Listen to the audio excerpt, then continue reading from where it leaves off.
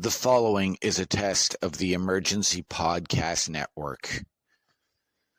Please stay in your homes, remain calm, and await further instructions. The PLE Patrol will be with you momentarily.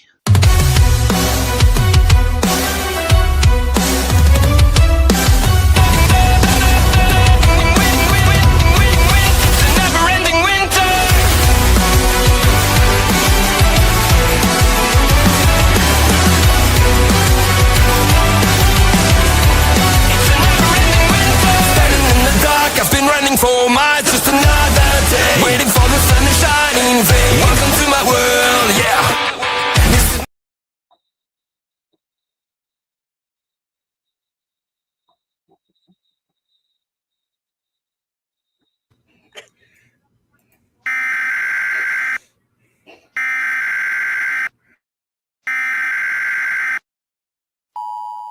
The following is a test of the Emergency Podcast Network. Please stay in your homes, remain calm, and await further instructions. The PLE Patrol will be with you momentarily.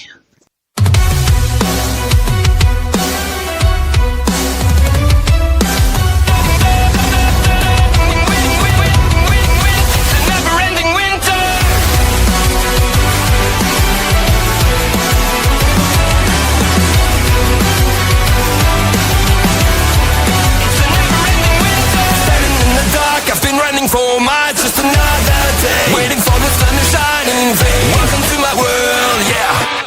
This is my broken world. The silent whispers of the frozen air. It's dragging me deeper into despair. Someone set me free. Get me out of this judgment hill. All the time, all around. It's not a light, and not a sound. I close my eyes, I'm crying out. The never ending, it's a never ending winter. This motherfucking frozen landscape I struggle to ignore. Sweat on my chest, I won't ever let go. Welcome to my world, yeah. This is my broken world. The silent whispers of the frozen air. It's dragging me deeper into despair. Someone set me free. Get me out of this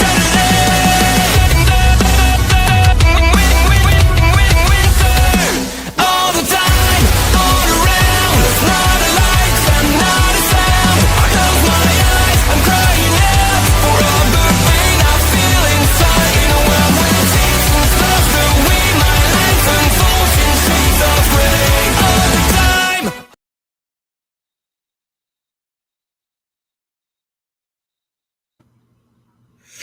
Ladies and gentlemen, it is the PLE Patrol. Tonight we are taking a look at Elimination Chamber happening in Toronto, Ontario, Canada tonight. I'm your host, Chris Best. I've got Bubba Duke alongside me. Plus, we have a special guest joining us, Throwback, joining us tonight. This is the first time I've ever done something with you, I believe, Throwback. Glad to have you here. Thanks. It's been a bit since I've been on a freaking show. Last podcast I did was the round table trivia night. That was a while ago. Oh, geez. That was a while ago for sure. Yeah. Actually, I was talking to Carl or even you that I'm starting to write now, and I'm just seeing where that goes. Sweet. I'm having fun. I'm messing with the background. Yeah, people. That's right. That is the Rogers Center in the background. Look at all the snow removal they did just for this event. But that being said, I don't want to lag out Mr. Best. So I'm going to go, let's go in the building, take a look at the Elimination Chamber, which is why we're here. Mr. Throwback, my name's Bubba Duke. It is great to be here with you, my friend, for the first time. I'm having a great I know who you are. I pay attention to everybody. He I got in on our chats. I've never checked out your stuff. I'm sorry. I just ADHD. Hey, Parrish, wherever the hell you are, have Bubba Duke look at Wicked Crazy Pinfalls because there's a lot of stuff Parrish says. Yeah. Right. I will. I promise you, though, after this, I will be looking at some of your stuff for sure. Yeah. Holy pyro in the building. Our friend OMD the regular here, is in that building somewhere. I'm hoping he kind of chimes in with the. I literally am proud of the stuff that we've done. I'm trying to. The last year has kind of been really hard on me physically and stuff, so I took a break for a while. But I got that itch to get back on the horse. It's just having a 2-year-old and time and stuff like that's really difficult. Yeah, we're glad that this is the first show that you're coming back on, man. Yeah, like for first full on. I've done watch-alongs and stuff, but I'm talking about like full on in a while being on. But the writing, yeah, I sent a couple of people their thoughts on what it is, and I got one feedback already, and it looks good, and that person is going to help me out. So, but the one things you should watch out about Duke is there's a lot of people in the community that now are well known that started on Wicked Crazy Pinfalls, and you'll be shocked at the list of people on there. Nice, cool. Like, let's just say this much: one of them, well, 2 of them have their own show, and one of them is not afraid to say stuff that person said online back then. So, and I'm very proud of it. I'm going to bring it back. It's just a matter of when and time wise. So, yeah. It looks like we're starting off tonight with a chamber match. It's going to be the women's.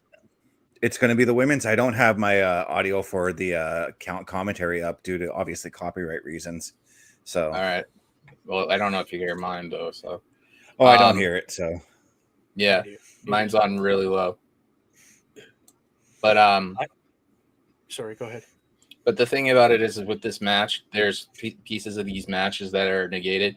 Bianca is going to be the win because that's the popular thing to do for Mania for Rhea. But if you look at it logically, if you cancel the participants in there, the only person who stands in that chamber by herself is Alexa. I think Alexa. That's why I picked her on Tuesday when we did the predictions episode for Turnbuckle Talk. Yeah, you have Naomi and Bianca there, so you're automatically going to eliminate, Liv and already. So there's 3 of them, and then you have Bayley and Roxanne in a feud.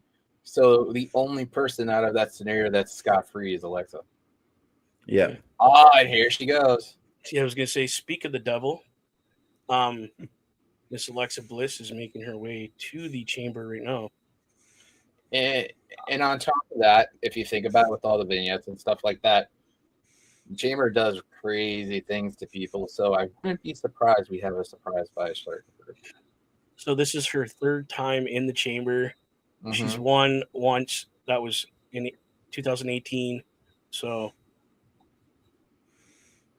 I think she's been just because, like you said, the little vignettes and stuff. She's been kind of like, it's my home. Welcome to my torture chamber. Yeah. Like, this is home to me. You're gonna find out what this is really about.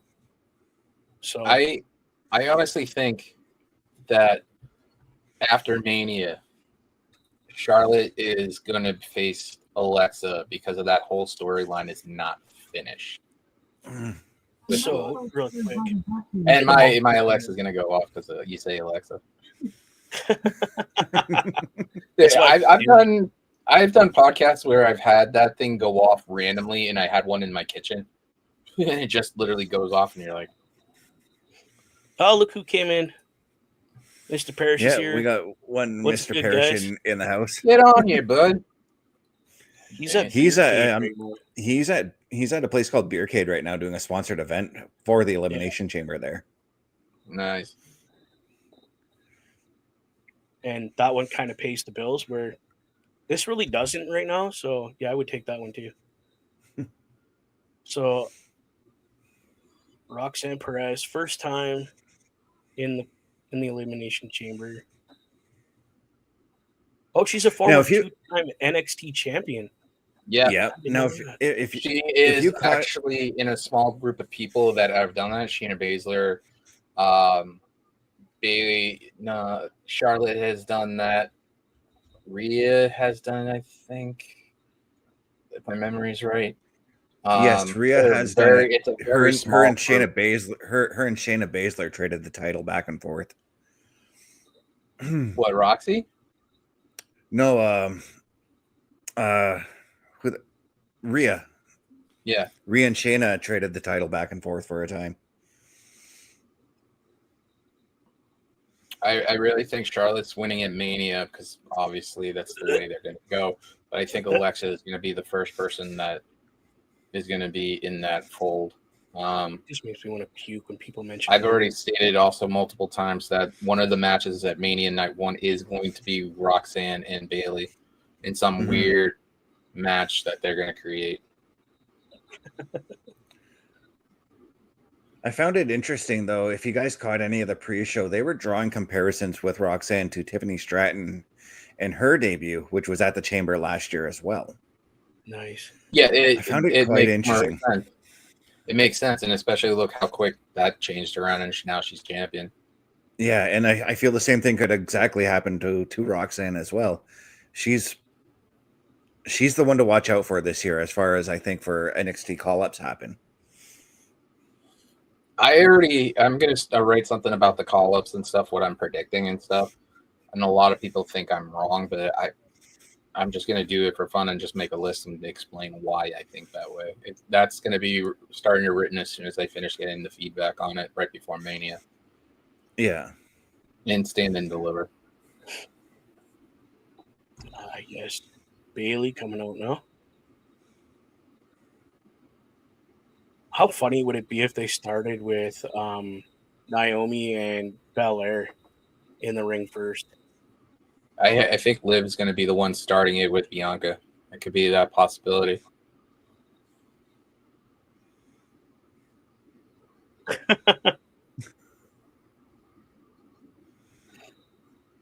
Of course, Bayley has won an Elimination Chamber, not solo-wise, but she has won an Elimination Chamber match. One of my favorite spots involving Bayley inside the Elimination Chamber, I always call it the Mufasa spot. And it's where she was hanging off the one of the pods, and you saw Sasha just standing there on top of them, and she stomps her hand, and Bayley takes the tumble to the floor of the chamber itself. It was one of my favorite spots. Bayley. In women's in any of the women's chamber matches. But yeah, Bianca Belair making her way to the ring right now. So yeah, then it's gonna be Naomi and Liv. They put the first four people in the pods, and then that's it.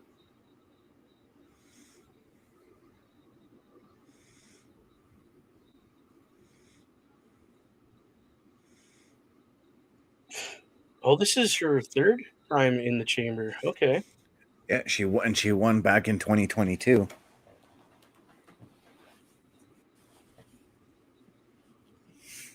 I just got a picture from OMD where he's sitting. He's got a good view of the ring.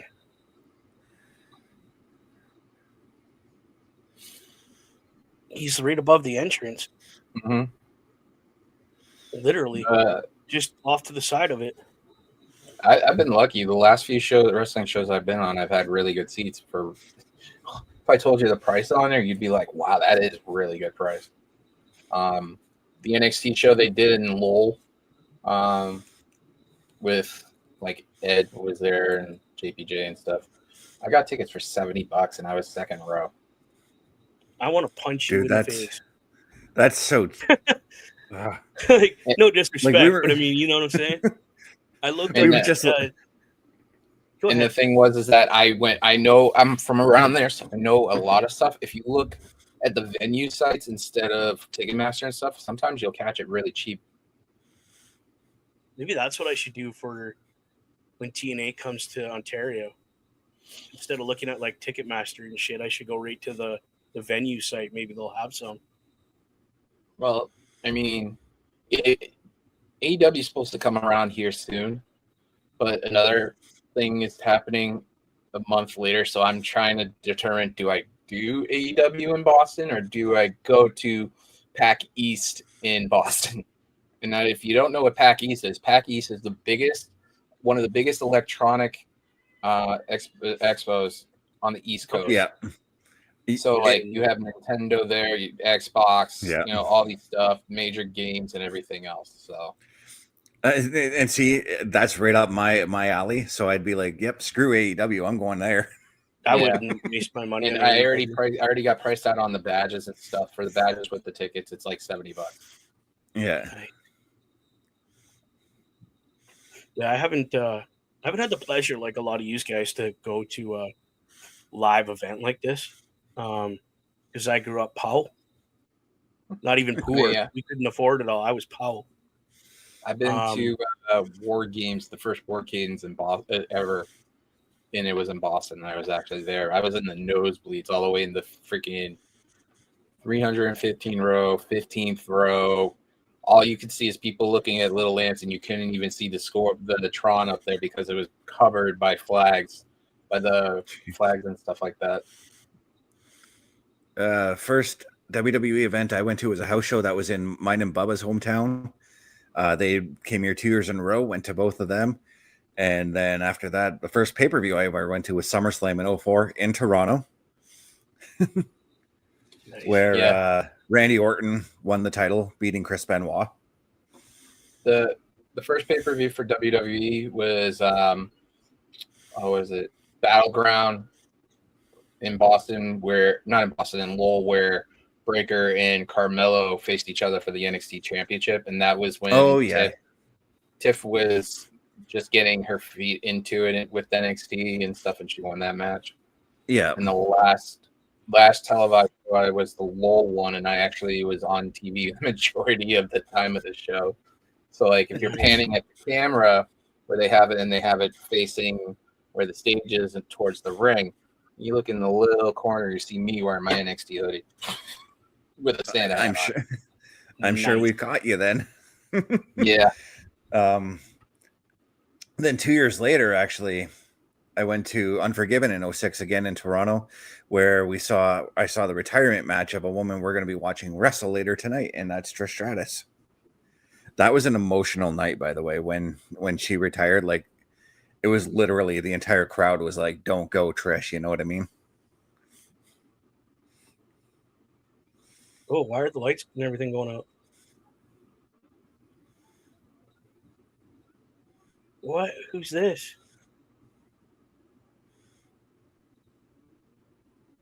Holy crap! Look who's back. Whoa! What? Is she gonna enter the match? Or is she just gonna go down there and? What? I think Jade. It's not gonna be Jade. I think she's gonna do something and look at Naomi. Yep. Oh yeah. Because it was Naomi and Belair that took her out. Oh my god, I didn't expect this. I knew this was gonna happen. I mean, if you follow Jade Cargill in her tweets, she was hinting at it. It's not even hinting at it. You kind of got the feeling way it was set up. Yeah. Mm-hmm. Sometimes WWE can be predictable. Just bouncing her off those chambers that these people are in. Naomi's going to be taken out, and Jade's going to take her spot.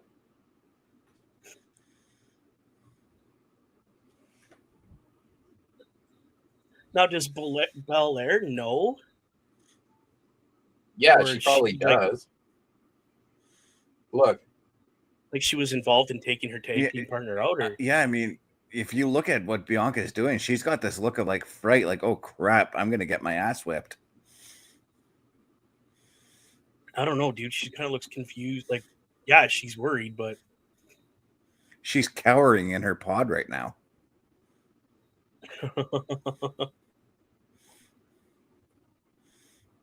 Oh my god. What in the world? She's going to shut the cage right on her. See, she's hyperventilating and everything. Look at Roxy's face.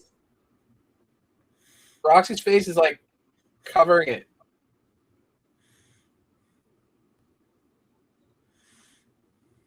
That is awesome. Like, talk about getting back at the like Naomi's really hurt. That ain't no that literally was like See, but she doesn't look scared. She looks concerned for her partner. Like, why is my partner getting beat up by my other partner? No, I think it's more so she's upset because of Naomi. She's like, why?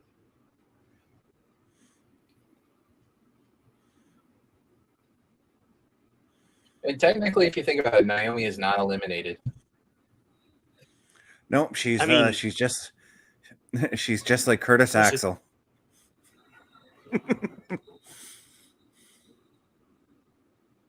Oh boy, you're just gonna make her even madder. Yeah, she's been eliminated. They just announced in the building she can't complete the match. She has been eliminated.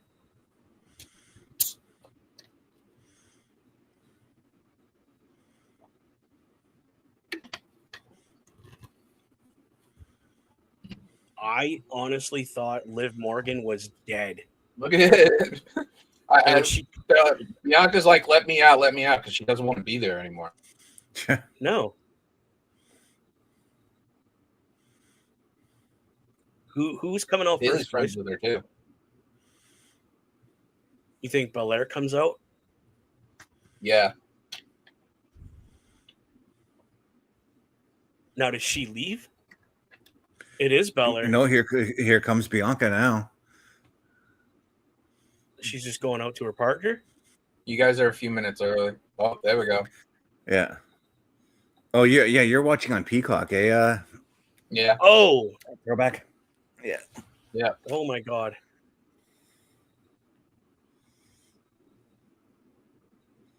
See, Bianca doesn't know.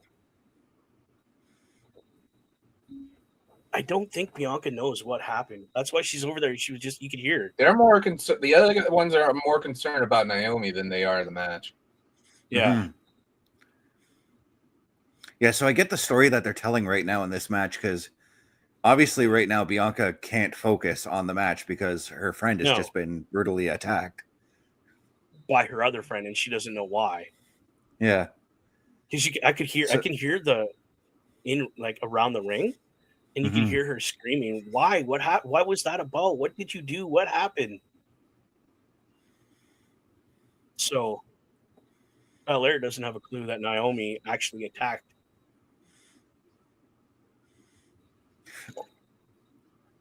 Holy, this is crazy. I mean, I know it's obvious, but right now it is an or so we think kind of situation. We will get a definite answer, obviously, on Friday or even tomorrow. Or I mean, Monday on Raw. Monday.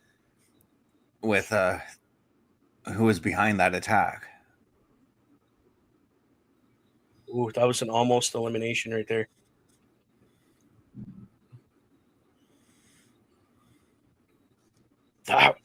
I'm still beside myself. Like, holy crap. Like, I literally had... Sorry, go ahead. I was going to say, I literally had Jade coming back after WrestleMania. But I guess if you need that WrestleMania payoff, you know? Yeah, but this makes sense because you're going to set up a match. Yeah. Everybody wants either Rhea or Bianca, or they want Jade versus Bianca. And this actually, with Jade turning heel will actually make, Bianca more sympathetic. Because she's the friend that's just in the unknown area. Like, those people, like, there's people going through stuff and they don't know what everything's going on because they're not told about everything, but they're stuck in that centerpiece. Right. And you just feel sympathetic for what they're going through because of them dealing with stuff.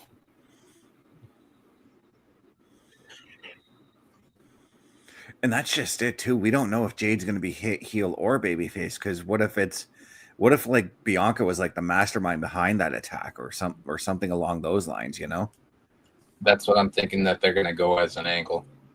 Mm-hmm. Honestly, just the match that I'm more interested in is the Sami and Kevin Owens match.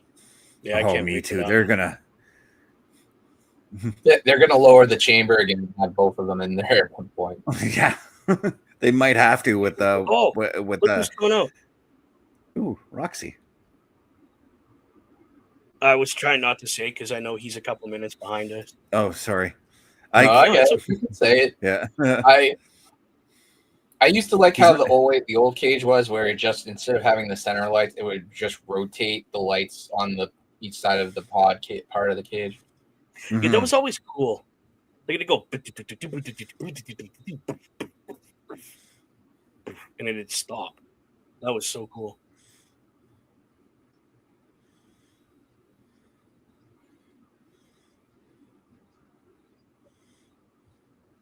Oh, nice Hurricanrana. Here's a good trivia thing, right? Everyone in this match except Naomi are all NXT alums, right? Out of all Right. of them, right? One of them has not won the NXT champion.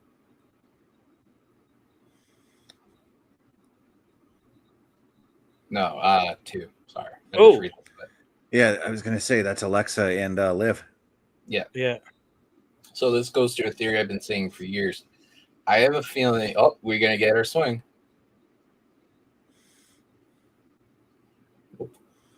I have a feeling that we'll eventually have Alexa in NXT at some point, because that's probably. And I would not be. Oh my god! I would not be too opposed to that, because there's a lot of women on the NXT roster that I would love to see Alexa have a match with. Right.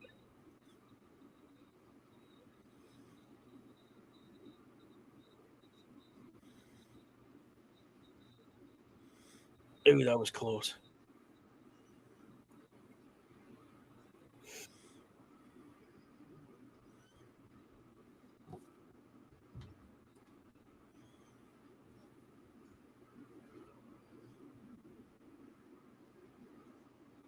Yeah, I got my 2-year-old, my stepdaughter, and her friend are watching him right now. So my phone's getting updates on what they're doing.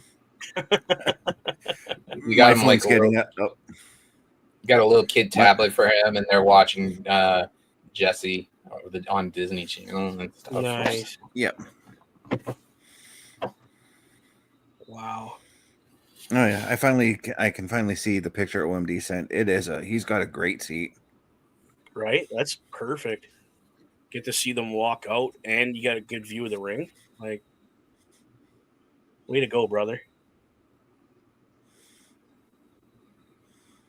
2, 1. Who's coming out next? Bayley? I'm going to guess Bayley. I think Alexa's coming out last. Which makes more sense. Yeah, it's Bayley. They're like, she's like, let me out. Sean Rostap said that he thought it was going to be Bianca attacking, I think. Hold on, I got to reread that. Make sure. I always try to make some clarity on that stuff. Bayley just broke the pod. If I'm being honest when it comes to SRS, sometimes I got to double check as well. Yeah. But yeah, she just beat the living snot out of Roxanne, and I get a feeling either Roxanne or Bayley, they're going to eliminate one of the other between the two of them. That's your match at Mania Night 1. That is the way they've been setting it for a long time. Yeah. Oh my god. Just belly. Also, Rob Wilkins says that Aleister Black will show up tonight. He says that's what he's calling it as a prediction. Okay. Yeah, it says you get Black and Seth at Mania. That would be pretty cool, though. Shit, that'd be epic. Yeah, that'd be a great match. But again, Aleister Black with anybody in the ring, he's gonna make it gold. That's kind of why I can't wait for next year, though. You can have a lot of great matches next year. Matches overall.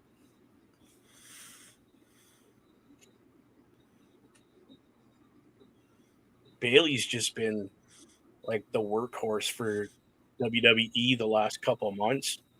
She's been all over the country for like NXT, SmackDown, Raw. She did the NBA All-Star Game thing. Yeah. Like she's been everywhere across the states right now. Just getting hyped up for WrestleMania. Oh yeah, nice elbow, Bayley. Come on. Oh, that was close.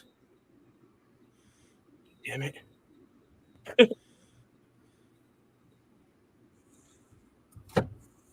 I don't know. For me, I'm more excited for next year when it comes to going to live events. We were talking about that. I'm contemplating it if I can figure the funds and pull it off to go to SummerSlam next year in Minnesota because I have a friend in Minnesota, and it'd be great to actually hang out with that person for a couple of days. That's literally I've been planning the same thing because Minnesota's actually not a far trip for either Bubba or I either. Yeah. Even Paris too, right? What's that? Even Paris too. I think so. It's But not for that far. us, like it's like literally 9-hour drive. That's if you're driving. Well, I don't drive, so Like, we'll let the trucker drive. We'll see how fast we get. For me, it's like I would actually fly out of Worcester, Mass, and go into the St. Paul, and I don't know, maybe get an Airbnb or something like that, and see if people want to get into that. Exactly. Yeah, that's kind of what I'm thinking. And I want to do a podcast from there, like whether it's from my phone or something, you know, just to say, hey, look, I can't bring this whole rig, but I have a laptop that I was using when I originally started, so that's still in good shape. yeah. That right there. I've done podcasts off my phone, and you wouldn't even know the difference. Yeah, Well, Alexa Bliss is now entering. Alexa, and look at, she's all like just smiles. you hear everybody blowing up now. Yeah.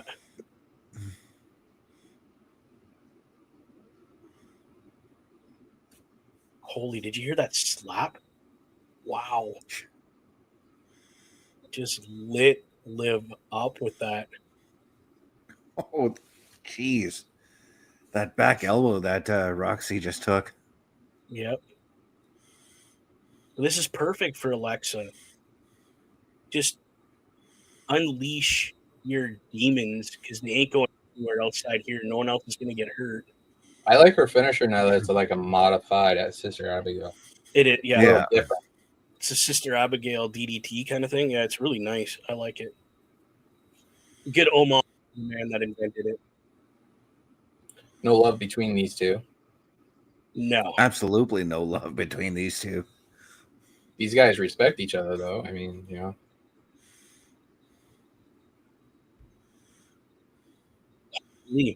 Oh. That was cool. Who gets eliminated first? Like, Naomi. I think Naomi. Well, I meant after that. Now that wasn't even an elimination.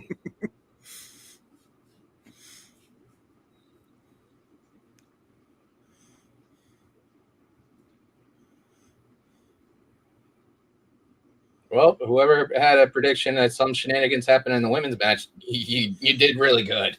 You're right. This is where OMD somewhere is just, well, he's in Toronto enjoying himself, but he's just, he's got to be excited with joy because he almost always calls shenanigans on every match.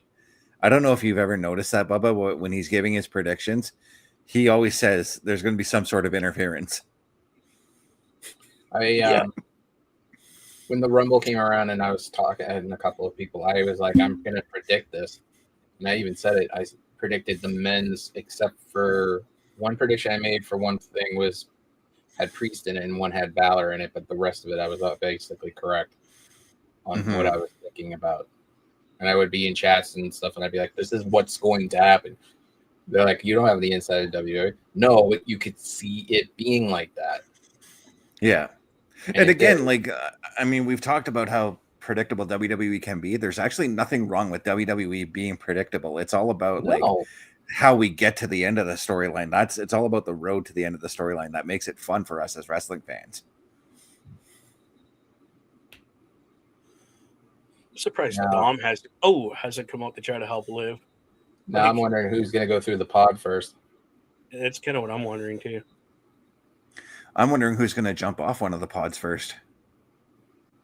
You got a rose plant right there. Whoa. Oh, right into the crossface. Like, that was good. Don't tap, Bayley. Don't tap, Bayley. Come on. She more than likely will. Come on, Bayley. Don't tap. Or- Roll into it. There you go. There you go. There is no rope break in this match, so No, I just wanted to roll towards the cage and try to, like, grind her arm into the cage or something like that. Yeah.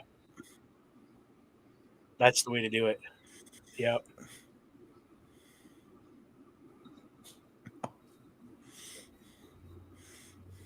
You were never my role model. That's great.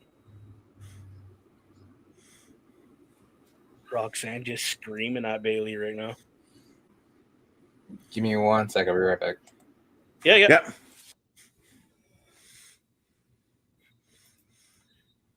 Hey, look who showed up. It's Bobby. What's going on, brother? Again, Bobby Stats, glad to have you here, man. This has been one hellacious and enjoyable chamber match. Holy crap, yeah. Up and over. Yep. There you go. Oh, Liv. Yeah, Bayley's gone now. Damn it. I kind of thought Roxanne was going to be the one to pin her.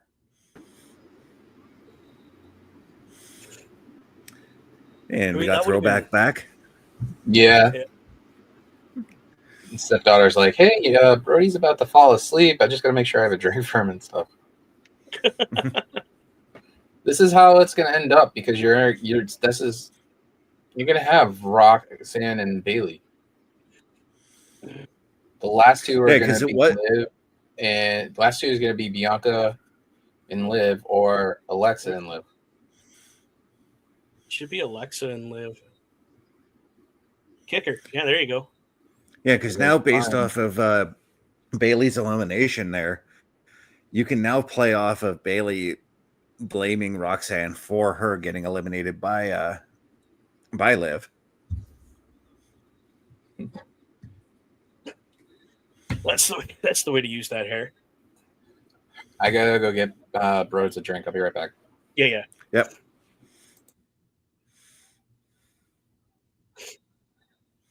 Oh, the Mufasa spot again, except they're not partners or friends or siblings of any kind. Holy.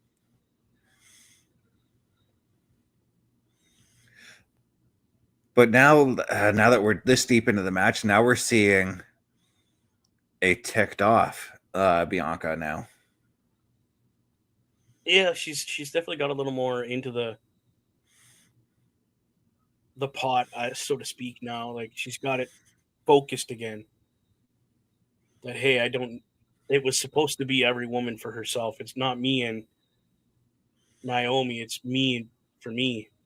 Thanks, Bobby, for giving us a like, buddy. If you guys want to be like Bobby, if you're on YouTube, give us a like, a thumbs up, subscribe, hit the little bell to notify you when we go live, all that fun stuff. There was a part of me during that whole Jade Cargill thing that thought we were going to see Adam Pearce or Nick Aldis come out, or maybe the both of them, and say, okay, now that Naomi's been physically taken out of the match, we're still going to have 6 women. And then that's when Becky's theme would have hit. And I would have been like, son of a bitch, OMD, you were right. That would have been pretty cool. Don't tell me my stuff over here just lagged out on me. Sorry to everybody that was on my Twitch account, but it died. It's done. Shutting it off.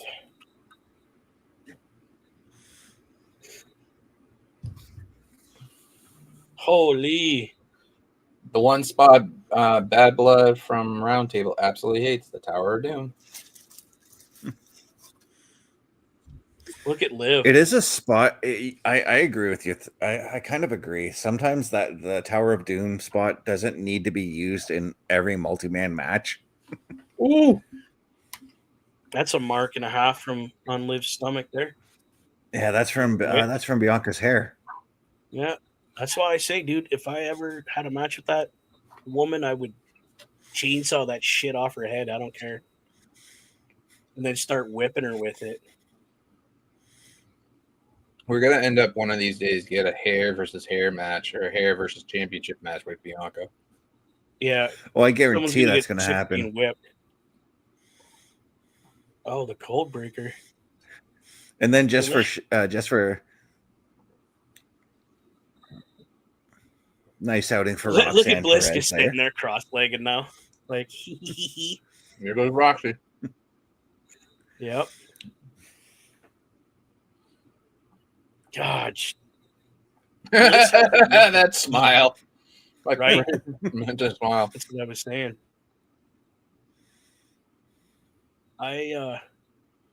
She hasn't missed a beat, dude. How long has she been out? Almost And 2. you She's never been know. out for 2 years. You Yeah. never know. Like, she hit the ring running like, ooh, nice.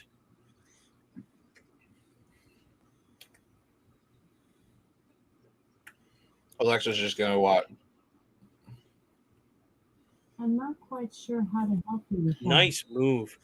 That was nice. Oh, I just heard your Alexa go off. Mm-hmm. That's why I wear headphones, so mine doesn't go off anymore. Just I ride kind it like of a surfboard. can't with the setup. Like the Bluetooth capability is not that great. I gotta fix I have to customize it more to get it fixed. Don't let her get away with this, please, Alexa. God. Ugh.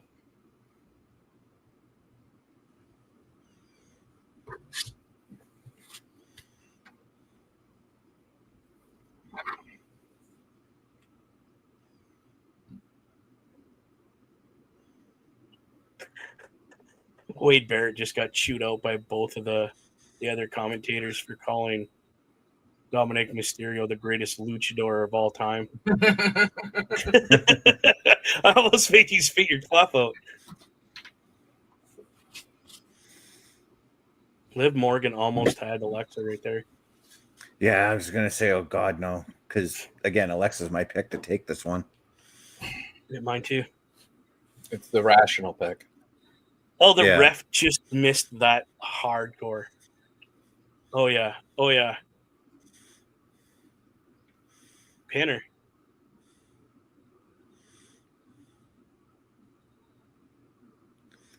Bliss is out. Oh, wow. Bliss is out. Did you see how, though?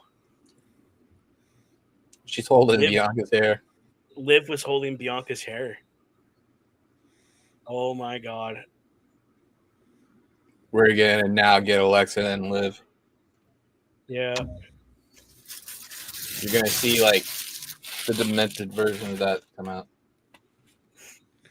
You know what? I was just thinking about this because there was Parrish and I have been talking about this idea.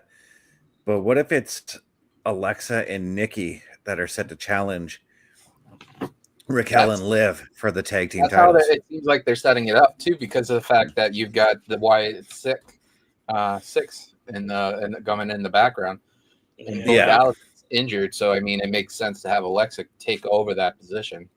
Oh, my God. That's hilarious. Just bouncing her back and forth.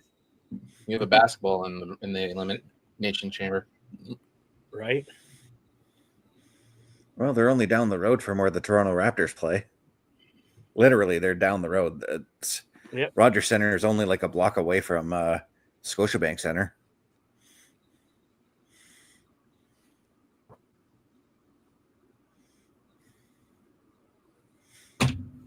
Oh, huge code breaker.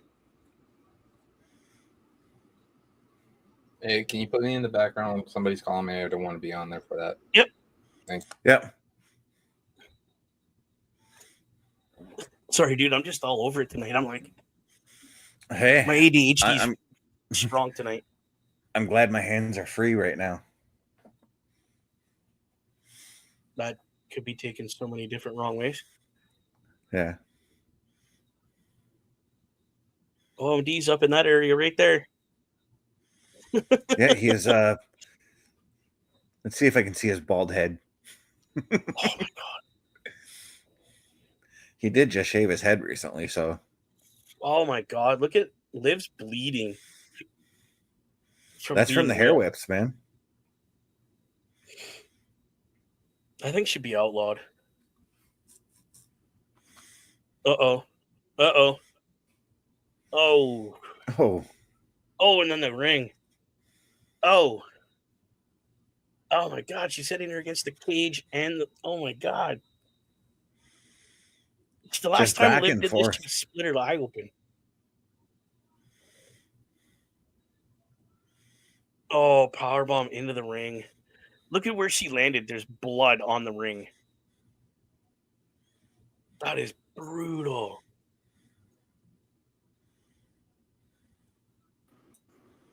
Well, now Well, the mouthpiece is out. Oh. Oh.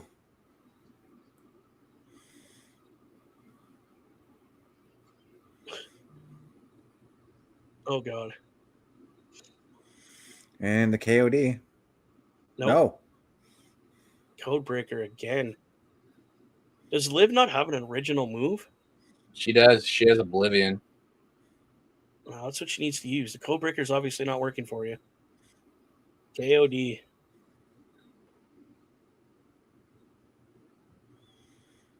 Jesus, Bianca's going.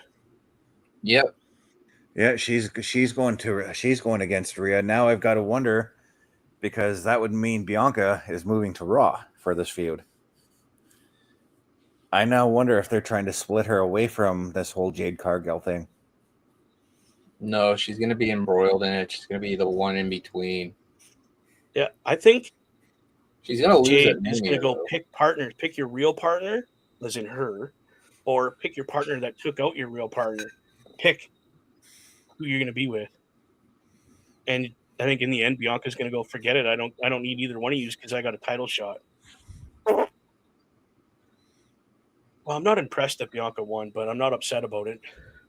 No, because her and Rhea, there's actually money to be made in that match.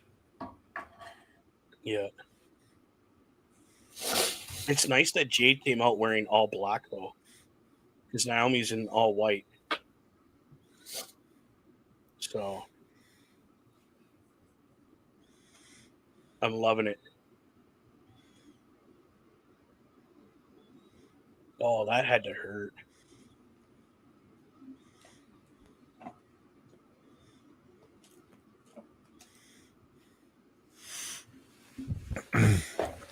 Wow, that's awesome. But isn't Jimmy out too? I can't. Jimmy, no, he just had a match on. He just wrestled Drew 2 weeks ago. Yeah. Or not this past SmackDown, but the previous SmackDown. Well, they could have requested time off, so I mean, this rates both of them off. Yeah, that's true too.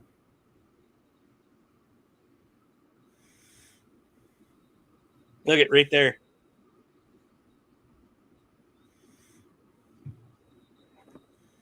Oh, the look that Alexa gave Belair when that happened. Or man, we got a lot of people in here. What's going on, Bulkster? He said A. Bulkster saying A. That's mine. Mikey boy. Mini Key boy. How you doing? And Bulkster says, so Naomi versus Cargill at Mania? Probably, my friend.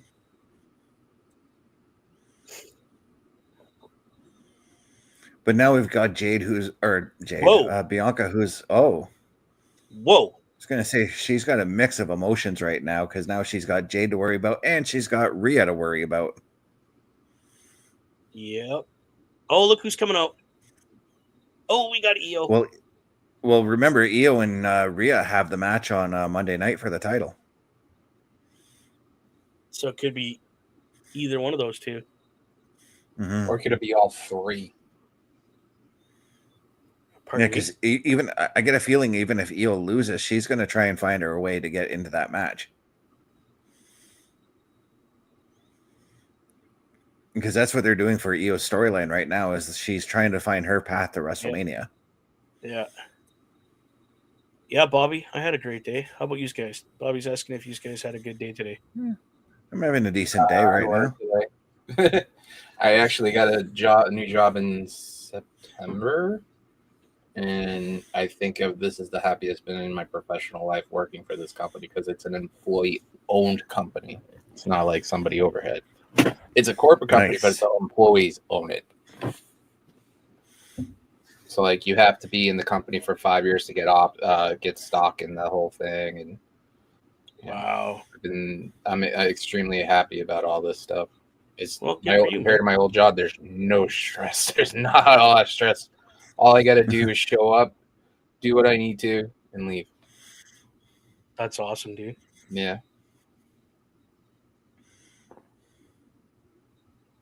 I see Boxer's agreeing with you guys. Let's make Mania a triple threat match. It makes more sense because it's going to draw more money. You know? Well, exactly, right? Because you got Rhea, who's money no matter what she does. Io Sky, which people really like. And then Bianca Belair, which a lot of people are behind as well. And on top of that, too, it spins off because if Rhea retains at Mania, right? Money in the Bank's not that far off from that. You can have Io and Bianca in that match and have Bianca win and have the threat over Rhea's head of her holding that that briefcase for an entire year. Right? Yeah. And you're not. What the heck? Well, were the ropes just electrified in that view? Yeah, it's a story mode you can go through on 2K25. I must be the odd person. I don't play 2K25. I don't play any of the wrestling games. The one game, there's 2 games coming out this month that, because the internet in my house is so weird. When you get the rest of the house in the apartment, it's extremely strong. But for some reason, where my podcast stuff is, it's very weak. So being far from where the Xbox is to use all that stuff, it doesn't go well. So I'm looking forward to playing 2K 25, the show, and then also playing Shadows, Assassin Shadows. Yeah, I can't wait for that game too. Yeah, I can't wait for either game myself. They're gonna make Wendy Chu Evolve champion. She's the only one that's been predominantly on TV for the most part. That in this question, you're like, yeah. Even though she's been doing the TNA stuff lately. Yeah. Well, still that's TV. So the other theory I have is that SummerSlam, we will see a TNA star defending the TNA title at SummerSlam. Well, I've already said that I believe we're going to get Joe Hendry and John Cena at WrestleMania. TNA title on the line. And that's how you get the title, this number 17, right? That it has to be WWE, right? Yeah, as much as I'm a huge fan of Joe Hendry, that's the possibility there. Oh, look, they're showing the match that I was at. Yeah, I was literally about 5 rows behind JR and the King. Nice.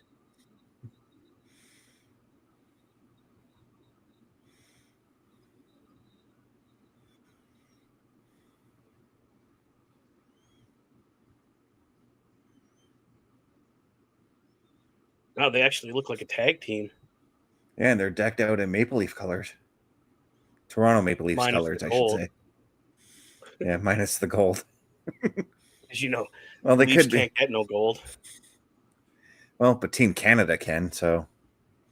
So that's going to be a match they're going to pull. Also, they want Tiff to go through like major names. So like, yes, go through Charlotte and Mania, and then you go against Trish at some,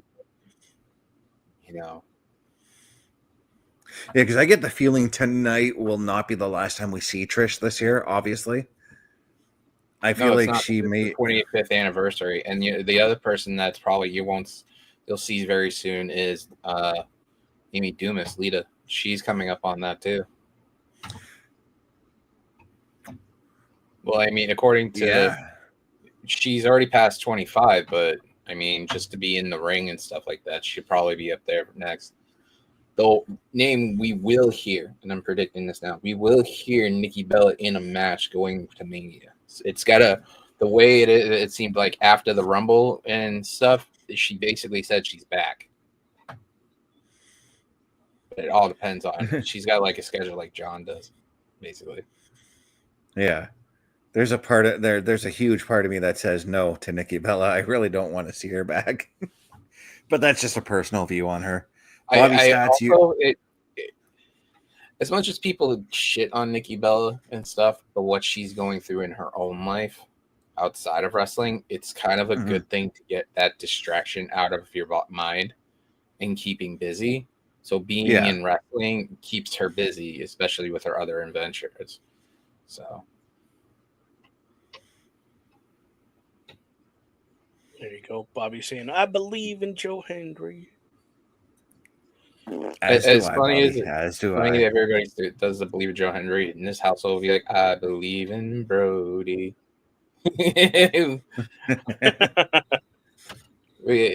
I've got him in a wrestling area too. Like for a 2-year-old, I got him for Christmas a CM Punk T-shirt that says "Best in the World."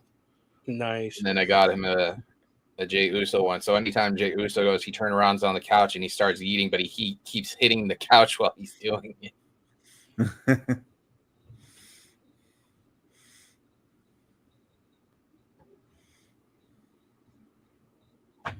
Yay, commercials.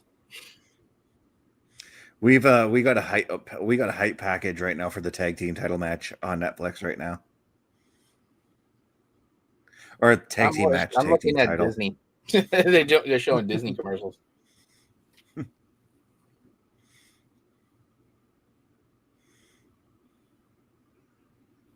And on my phone, I'm checking out what the round table is doing too.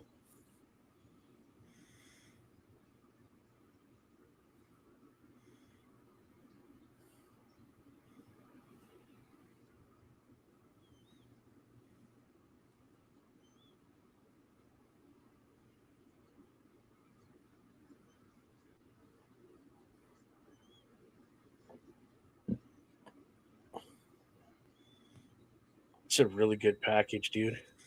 Yeah.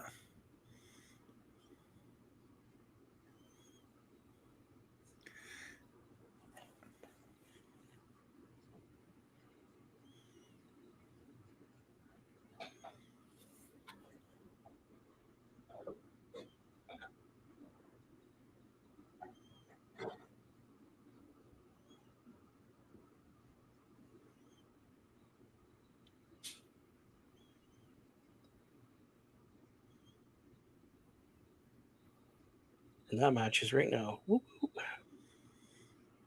That actually kind of surprises me that we're getting both women's matches right off the start, and the 2 men's matches are going to close. I get a feeling though after that we're going to have the Rock and Cody stuff to separate that. You know, it might be in between. Yeah. I like the idea. I read it and someone put it as an idea out there for just that. Why don't you just have Cody face Punk and Cena? Like, Cena wins the Chamber. Next night on Raw, Paul Heyman comes out and calls Paul Levesque out and saying, you need to put Punk in. He's calling his favor, and because Paul knows about it. Yeah. Yeah.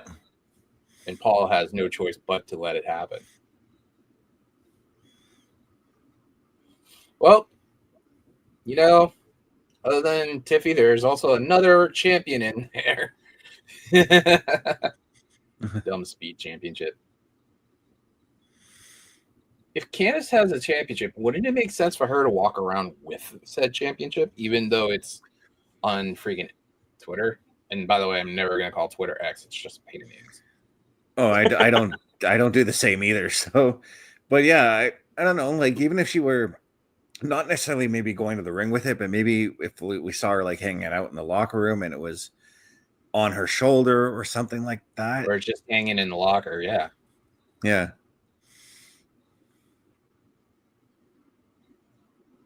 But I also read an interview that they did with Nia about she wants one NXT person to be called up, and it's Ava. She wants Ava to come up as authority figure. Okay. Well, Bulkster's making his prediction. Oops. Trish and Tiffy for the win. It's going to happen because Trish is in the match. Yeah, I mean, you don't pay this woman the stupid money you pay her to show up to lose. The only reason why that match she did with Charlotte, she lost, is because she was putting Charlotte over. Yeah. Who are you going to put over in this match?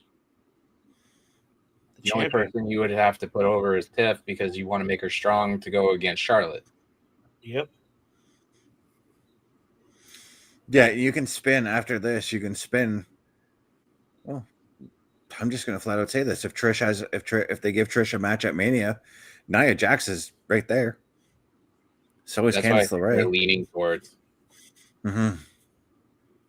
Yeah, Bobby calling it as well that Trish and Tiff are going to win. I mean, that's just kind of a given. You're not going to let the hometown hero lose. I like that sign. Still the Sky Dome. I was just going to say, I agree with that sign. It's always going to be the Sky Dome to me, dude. Same here. I had one of my cousins and her husband, he has family in Canada, and they stayed at the Sky Dome and watched baseball up there, which is pretty much the coolest thing you could do in a baseball stadium, just to sit there in a hotel while they're playing and just watch. Yeah. Yep. They renovated the entire interior of that building. Redid the hotel's hotel still rooms. there. Yeah. Pardon me? The hotel. I was just going to say the hotel is still there. So yeah, they just redid a bunch of the rooms that are attached to where you can see into the dome. That's on my bucket list. It's on my bucket list to return there because I went there the year it opened back in 89, 90. And I went in 96 with my grade 8 class. We all went there for our trip. And I want to go back again now just to see what it looks like renovated. If I'm not mistaken, this is the 5th WWE event as a whole to be hosted in the Sky Dome or Rogers Center, because they did a house show there in like 98, I believe. Yep. And then there was the Raw where Vince McMahon the Raw just before St. Valentine's Day Massacre took place at this arena in 99. And then, of course, WrestleMania 6, WrestleMania 18, and now tonight. Yeah. And the reason they did the house show at the Sky Dome in 98 was because they were in the middle of building the Air Canada Center. It worked out. Yeah, out. at that time. Yeah. Yeah. Oh, Jesus.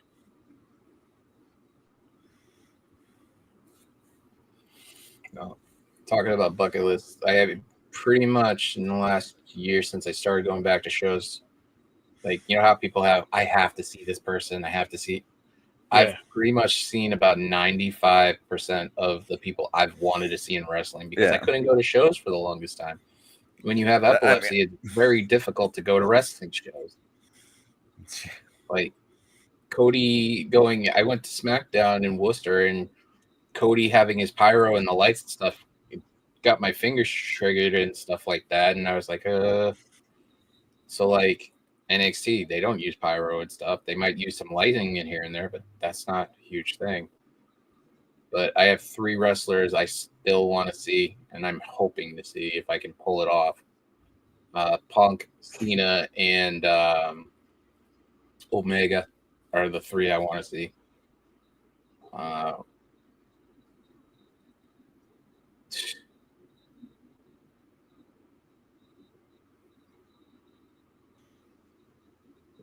because I got pretty lucky. I got to see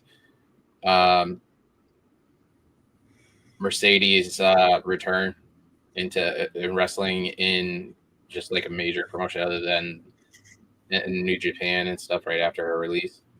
Like, Yeah. I was there for big business when she was in Boston, when she showed up for AEW, that impromptu show. I saw Bayley. Charlotte on the women's side is one person I want to see. I've seen Tiffy when she was doing Battleground and Bull. So it's like, there's not really that many people. Like, if you can make a list, guys, of who you want to see, who would be your top 5? Oh, geez. Are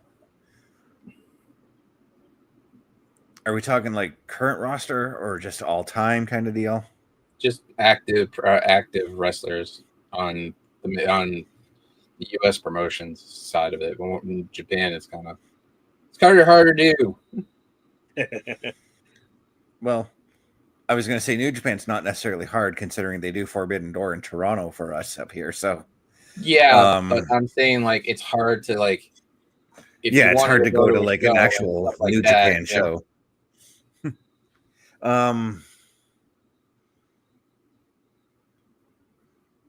I'm gonna go with the Wyatt Six because I love those supernatural style gimmicks. I would love to see any one of them. I missed when Eric Rowan came to our town for a show. Gave me a bear hug. It scared the shit out of me. So you got the Wyatt Six. Who else? That's what I'm trying to think because I'm thinking of past wrestlers, and my 8x10s there are just peppered with all of the wrestlers I've wanted to meet.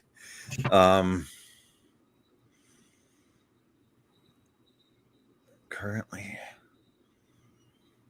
I would say John Cena, but he's been involved in every show I've been to in the 2000s. So, yeah, the thing with me is that,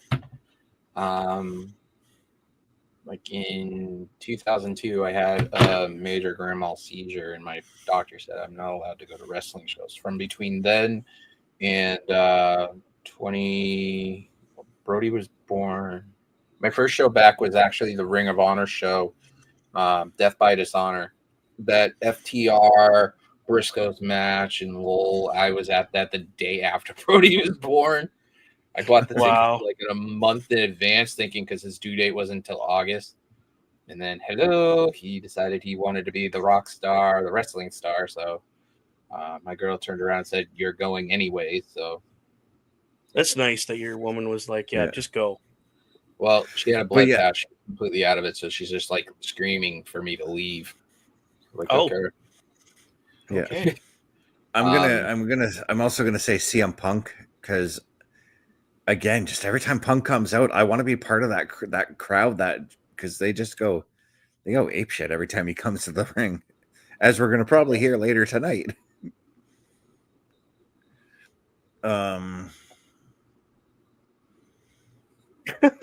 Punkster. It probably would be.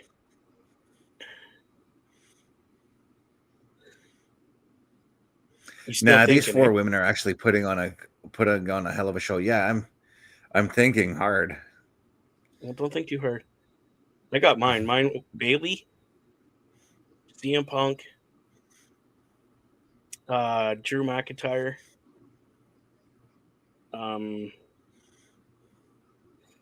Mr. Rude. I know he's not competing, but I want to meet him. And Triple H. Yeah, I'm gonna throw Bayley in there for my women because that's what I was trying to think of. Who would I pick for the women I'd like to watch live?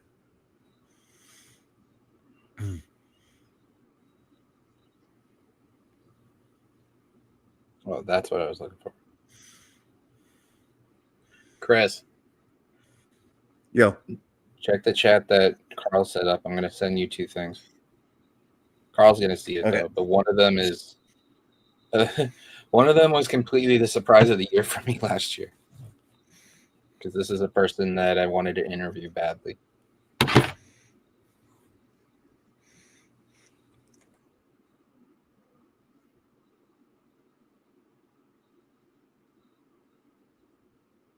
and you can't have the volume on. You can't say who the person who got it from me. It's not a cameo or anything who did it for me. Already announced who it is, but still, I don't want that person to still get in trouble.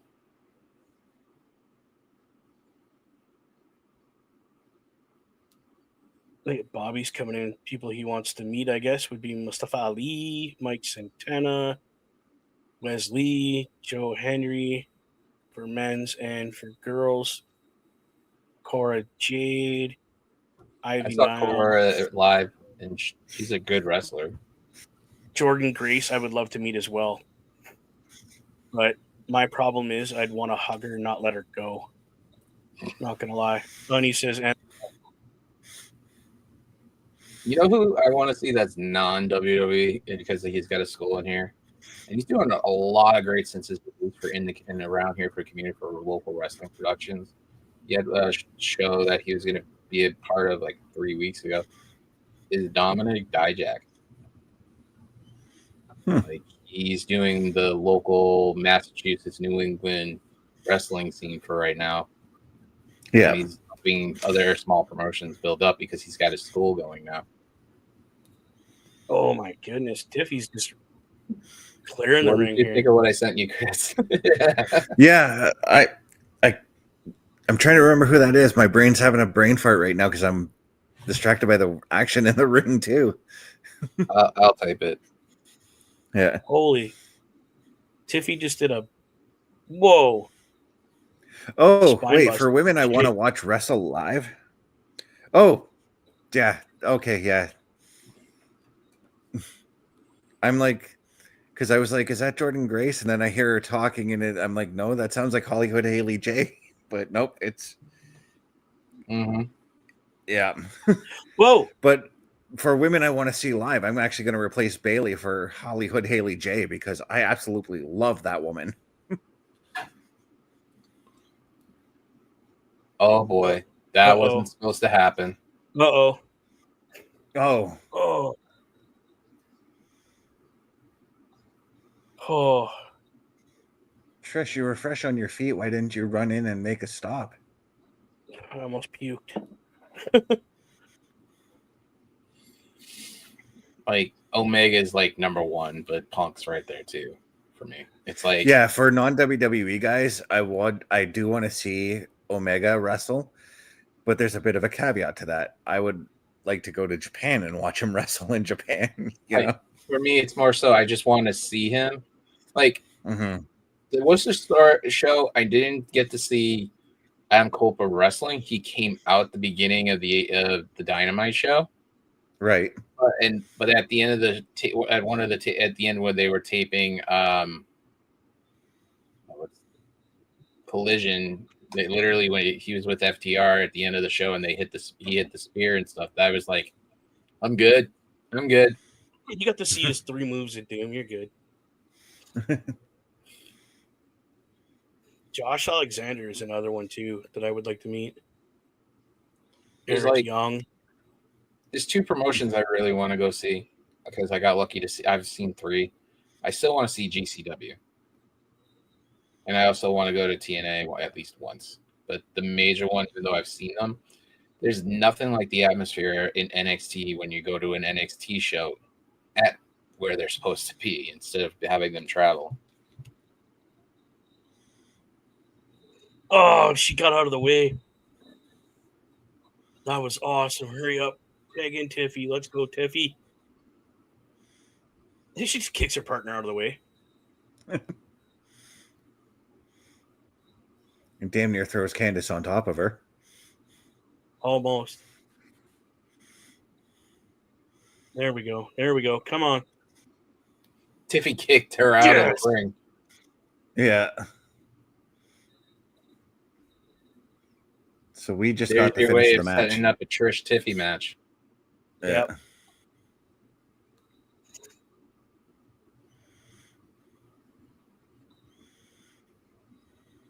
OMD's probably just losing his ever-loving mind right now.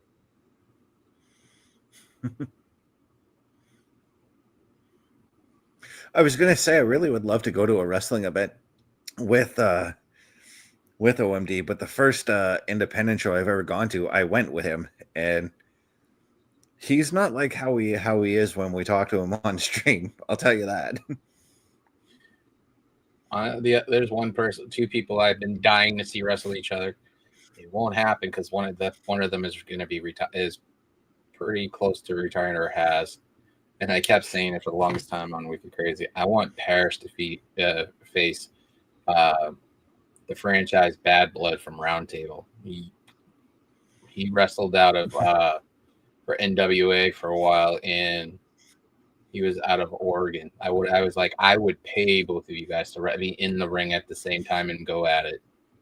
Yeah, but Parrish stopped wrestling for a while, and he's just retired in wrestling for the most part. So, oh, now we got another. we got to look at the LFG TV show airing on A&E right now. The Bayou Boogie. I wish I would have thought of that when I was fucking wrestling. Not gonna lie. Another wrestler I wouldn't mind meeting would be Jericho.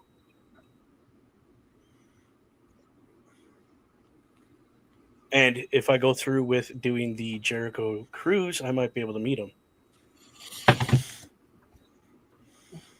see, for me, seeing that cruise, if it was this year, it'd be different because Brad Williams, the comedian, was on there, and it was awesome seeing all the stuff he was putting out. But just other than that, like, it doesn't seem appealing to me. Yeah, there's all these wrestlers and stuff. But you know how busy they're gonna be when you try to go up to them when they're just walking in the ship and you just wanted to say thank you and stuff. Oh, Carl's been on them. Carl's been on them a few times, and he said they're quite approachable. Yeah, but I'm saying, like, when it comes to certain things that they have to do. Mm-hmm. Yeah, I get it. I get what you mean. It's the experience for me. How do you get these cards? Like, you have to literally order them offline?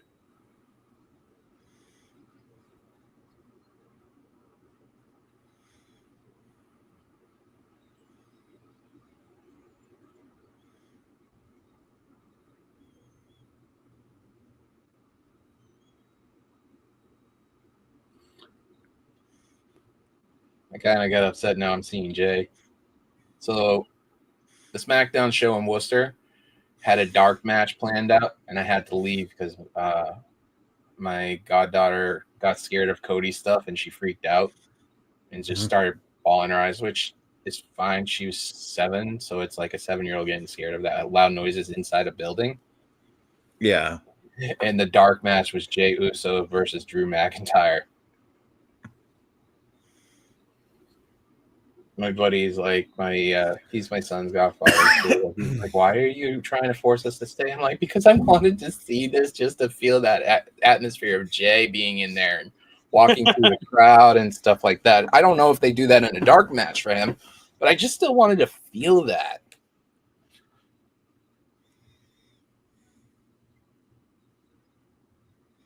They're going back to Perth.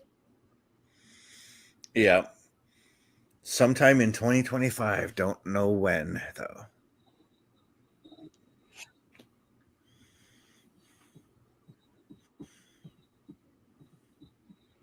That's also on my bucket list. I want to go to a Stand and Deliver at least once, but they're freaking expensive. Yeah. I've always said if I'm going to do WrestleMania, I'm going to do all of the events for that weekend. All the WWE ones, at least. I just want to go to Stand and Deliver. WrestleMania is everybody's top of it. But for an NXT guy like me, it's literally going to be Stand and Deliver. Oh, no. WrestleMania is not the top of my list of events I want to attend. Royal Rumble's at the top for me. SummerSlam, Royal Rumble. The bucket list for me originally was I just wanted to go to a major 4. Survivor Series, SummerSlam, Royal Rumble, or Mania. And I thought that was not attainable. And then when they announced that first Survivor Series in Boston, and it was the first War Games with the Bloodline, and Sami turned on Kevin and stuff at that point, I was like, I'm going. I don't care where the tickets are and stuff. Andrew Fung is in the crowd. He is an actor for the TV show Kim's Convenience, which airs on CBC up here in Canada. 2 Broke Girls. Yep. Oh, he's on that show Yeah. too? Yeah, he's the little Asian dude on that one that they make fun of all the time for being gay. Hey, it's Liberty Bibbity. Liberty Bibbity. Oh, I knew that dude looked familiar. I didn't recognize the shows they credited him for. The new commercial too, he's yelling at a baby.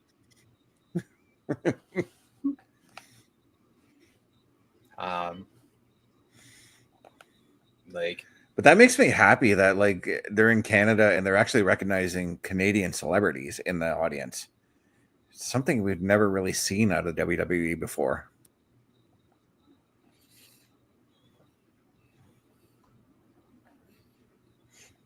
Oh, we got Drew McIntyre.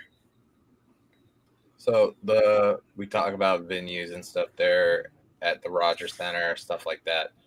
I told people all the time, you know, it would be a perfect venue for a WWE show or an AEW show in the summer if they could pull it off. Fenway Park. Yep. I will agree with you guys. Fenway hosts, high school football games. They host, the Yale Harvard game. They also do the Navy and Army games this past year. They've done the Frozen Four. Why not just have like a SummerSlam at Fenway Park? Well, it's too small. They won't do it, dude. They've done certain things in the freaking venue. Fenway Park's about what, 40,000. Even if you put people in the monsters, and it's even more that if you put them on the field, like they do concerts in there. My girl said when she went to Fenway to go see what's his name, Kane Brown, she's like, there was so many crazy amount of seats there, it was just unbelievable. Yeah, and what they'll do, because again, we're looking at Rogers Stadium. Rogers Stadium is primarily a baseball stadium. They would just have the entrance, the wrestlers come out through the dugout. So that's where your Titantron would be set up too. I could also see some of them dropping down from the monster, like freaking paralleling, like climbing down it and stuff. And another way is that you could have like, I don't know, let's just throw a random name on there. Like Carmelo Hayes is originally his roots there from Massachusetts. He was Casanova and Chaotic in the Indies. I could just see him walking out of the monster in there wearing a Red Sox jersey and stuff with the championship title on his shoulder or something like that. Yeah. And I've always been a fan of like wrestling or sporting events being held at unusual arenas. And there's just so much history around Fenway that it's just, why not? Why not do a wrestling event there? Yeah. I'm being called. I'll be right back. Yep. Yeah. But in all likeliness, I'm betting that if they were to do an event in the New England area, they would go to Gillette Stadium. Oh yeah. Which is where the Patriots play. Yep.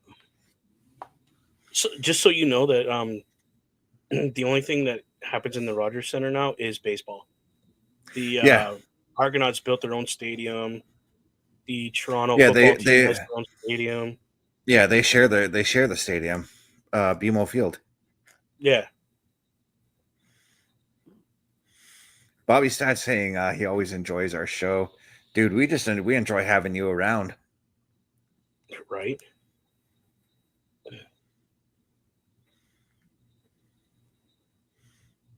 So I think this is what's going to happen next. Just as I said, I think just as I was saying, I think this Rock and Cody match is going to set up or split the 4 matches.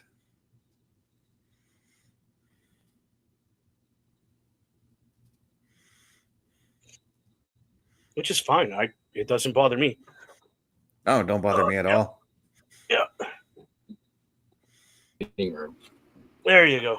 My stepdaughter's like, I want to say hi. Well, all we can see is a hand. Hello. Hi. What's her shirt saying? No friends. I can't read her shirt. Hey. Wait. It says what? Not friendly. Please do not touch. I need that shirt. I need that shirt. How much? Where did you get that? And I need it in a 3XL. Oh, it's not a little girl shirt. It's at Five Below. Oh, check. Yeah, well, they're in Canada. They don't have Five Below. What do they have? I don't know. Do they The have fight. anything?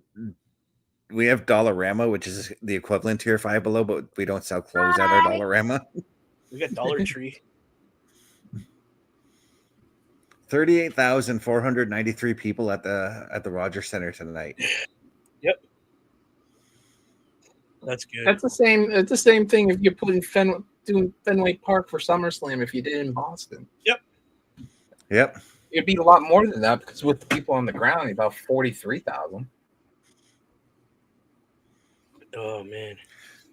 And then, like I told people about this when SummerSlam was coming to Boston before COVID hit, and everybody's like, "No." I'm like, "Well, they should do a WrestleMania if they move it in towards the end of March." Now we're getting Mania almost in April.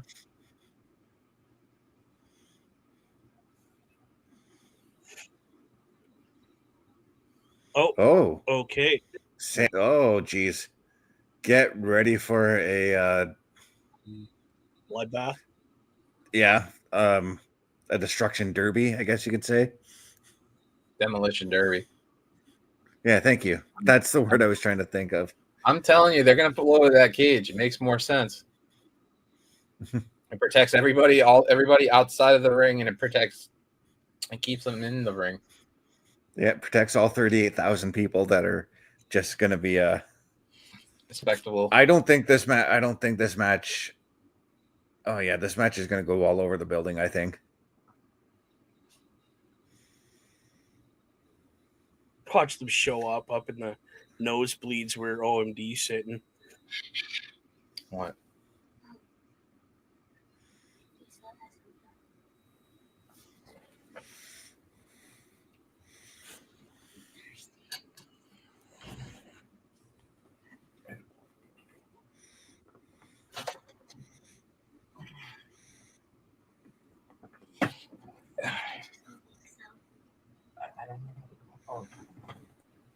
I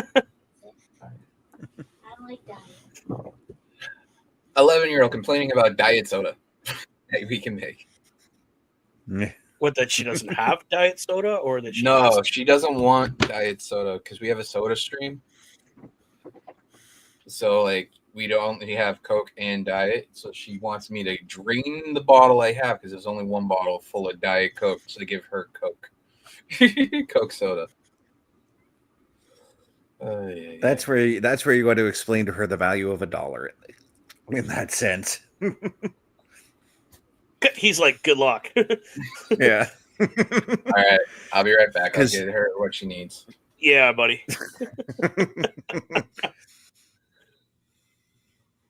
Gotta love kids, eh? Yeah. It's also part of the reason why I've always said if I ever get myself a soda stream, which is probably going to happen, I'm getting multiple bottles so I can make multiple different pops with it.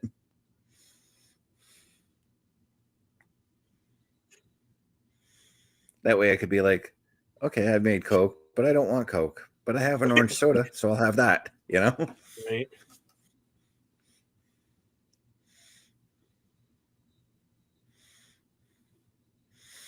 Bobby Stats is also saying that he would like to meet Bishop Dyer one day, Bishop Dyer being the former Baron Corbin.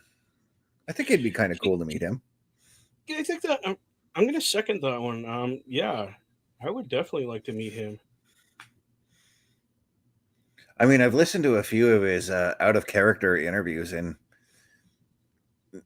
he's an intriguing fella. Right.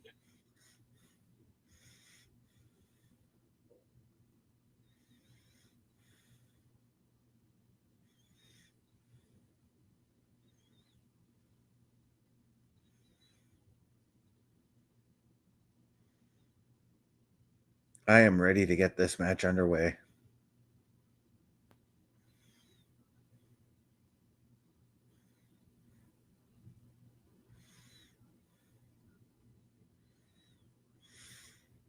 Yeah, he's going to be taking on Tom Latimer for the NWA World Heavyweight Championship at the next Maple Leaf Pro event coming up this month. That's cool.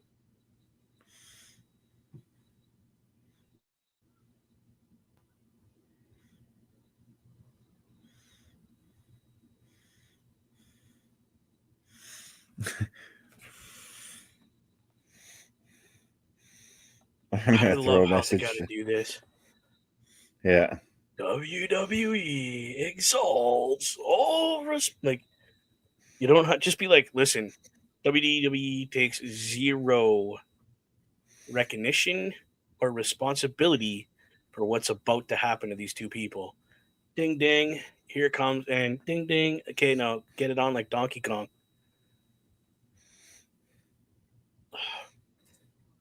Look at the ref's not even wearing an official uniform. He's in a black t-shirt. Like just one more way to signify that it is a unsanctioned match. Yeah. I literally Like, just sent a message to OMD. Get to someplace safe. Get to someplace safe. The building is about to be torn down.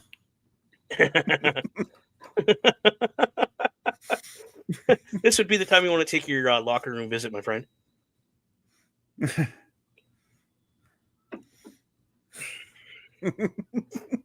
That's hilarious.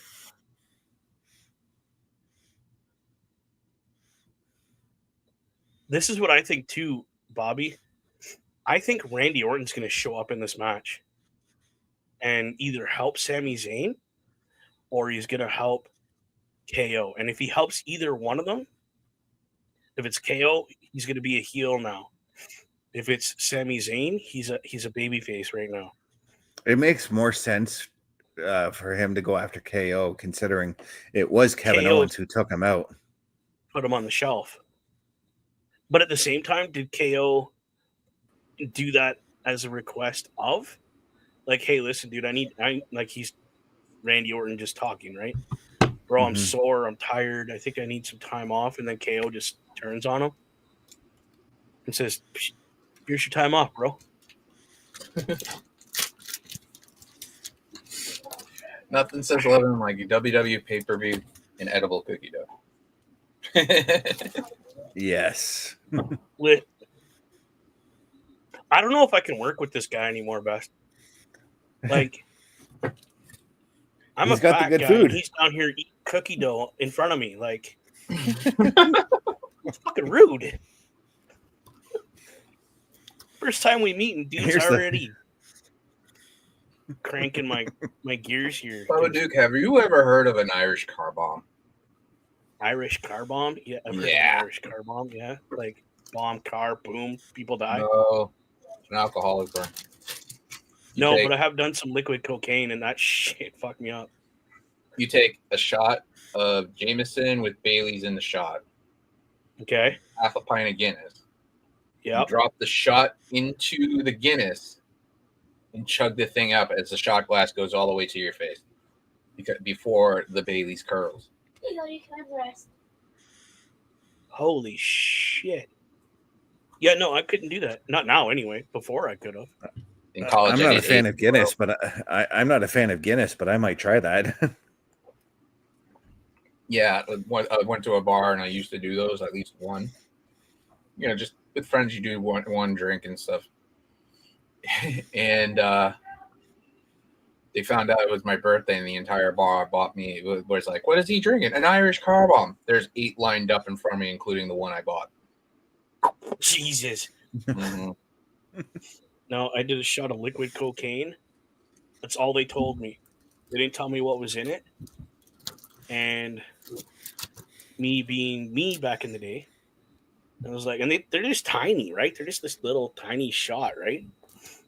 I'm like, that's all you're going to give me is that little bit. The guy's like, that's all. I'm like, I'm not a pussy. I will drink 2 of them if they're that small. Yeah, I shouldn't have. Should only had one. I don't remember the rest of the night after the second one.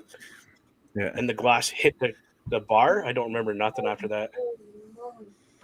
That's so you're right. The Irish car bomb is similar to how Jaeger bombs are drank as well.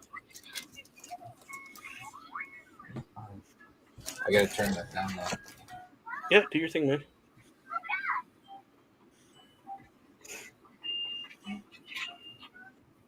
There you go, bud. They're just standing there like. The referee signals for them to fight, but they're just standing there staring at each other. famous announcer, the famous line, "Let's get ready to rumble." Because they don't have a lot of lights on. They don't have this is awesome. Yeah. Sammy's just talking shit. Yes. Yeah, I was wondering who was going to throw the first punch. I figured KO would be that guy. Oh my god! And we got a hockey fight right in the middle of the ring. You know what that reminds me of? The very first Ultimate Fighter with the two guys that ended up both winning titles contracts that night. They literally just stood in the middle of the octagon. Griffin. Yeah, and just all 3 rounds beat the hell out of each other. So I got a good question. Odds of him hitting the package power driver 1.5, 1.5 times. Do you think that'll happen? Oh, it's happening. I'm going to say that he's going to attempt to hit it on the announce table, though. Whoa! Cody says no. Is that your daughter? No. Whoa! It's my 2-year-old. All I heard was no. Yeah. My son's on his tablet behind me. I don't know. I think we're going to see just complete anarchy. Let's be honest. Not even 10 minutes into the match, and they're already fighting on the outside.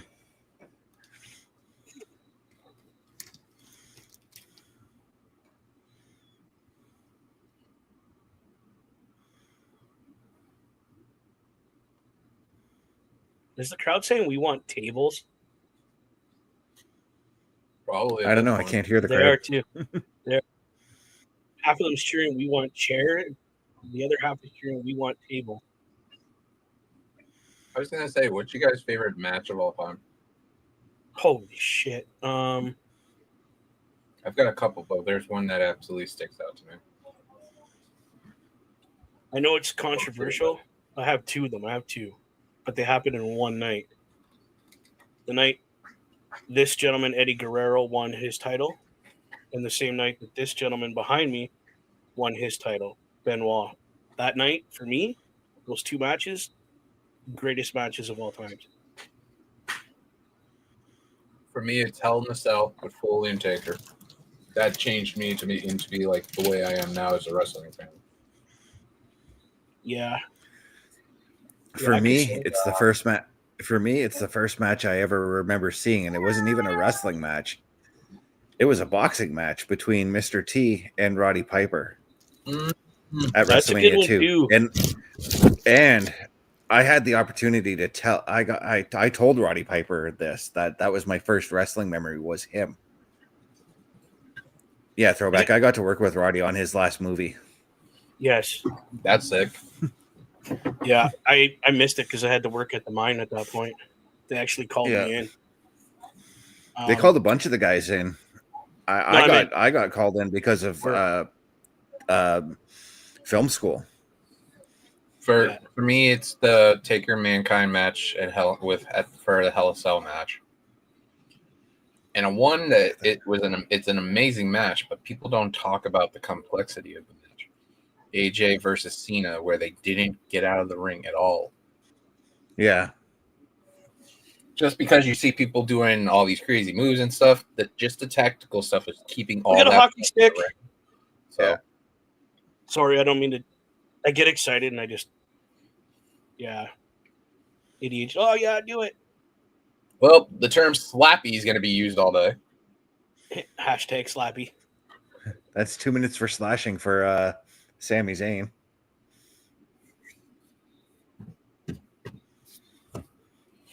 Do we get a baseball bat? Get a Louisville Slugger in there, a maple bat? Dude, that'd be so perfect. Have the Blue Jays logo on it. Hey, there's an equipment locker in there in that building somewhere. It's not a locker; it's the whole damn room. That'd be cool. But I was going to say then again, tables. I was going to say then again, all the Blue Jays gear is in Dunedin right now, down in Florida. Mm-hmm. Not all of it. I'm sure they've got some spare stuff just laying around, some extras, you know?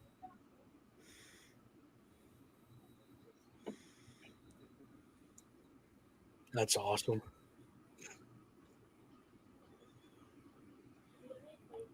I don't think KO is going through that table, though. No, Sami's going to be the one to go through the table. Yeah.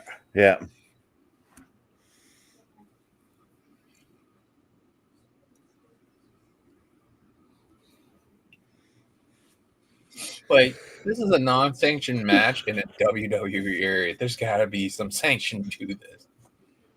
I mean, Like, you have a ref in there and wearing all gloves. he's not a ref. He's not wearing the black and white stripes. He's not He's a ref. He's a referee personnel. He is Yeah. there just to count the pinfall. That's it, or to call the end of the match.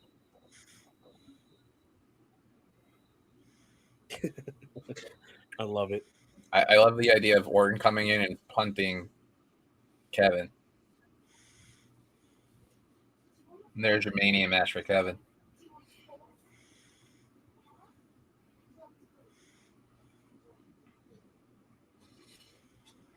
Well, are we gonna get it? We're gonna get stacked.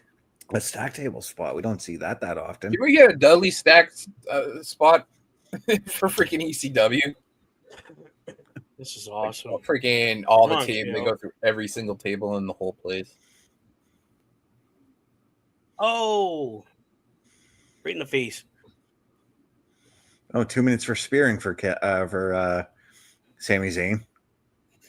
I thought that was more than a 2. I thought that was a game for spearing. Oh, yeah. That's Nowadays, for safety precautions, it is more of a you're gone from the game. And just as I said, they're going through the crowd now. Is that the way towards? No, OMD's on the other side of the building.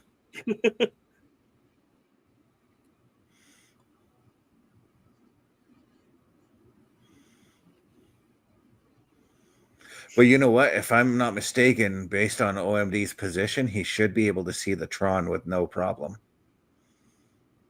Oh yeah, they got a big giant jumbotron above the ring, so yeah, he'd be set. Yeah. Let me go back to that picture that he sent us.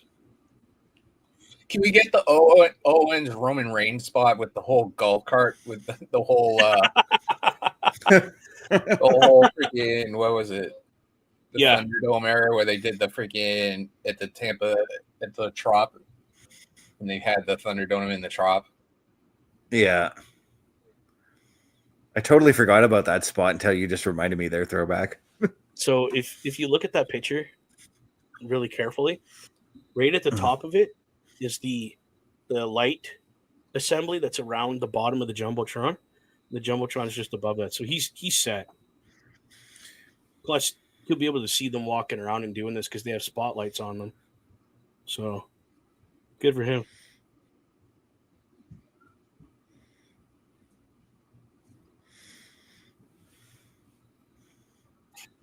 Oh, what did he just get hit with? Oh, it was a water bottle. A drink. It's the beer table. You're done. Ding, fries are done. Ding, Kevin's done. Ding, Kevin's done. Not even. I'd be standing over there going, dude, what's my beer? Then proceed. Oh, here's another table of some beer bottles and stuff. I'm telling you, there's got to be with that trash can. There's another one. There's another table. Oh, you just seen them go through that one, right? Yeah.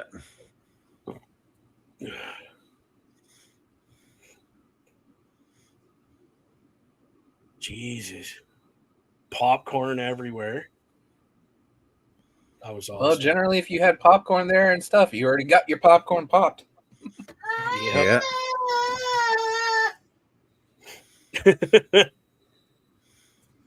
Already not too happy.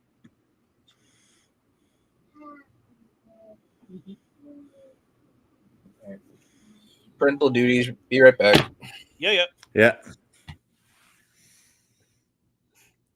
The thing I love the most about these kind of matches when I was doing them that.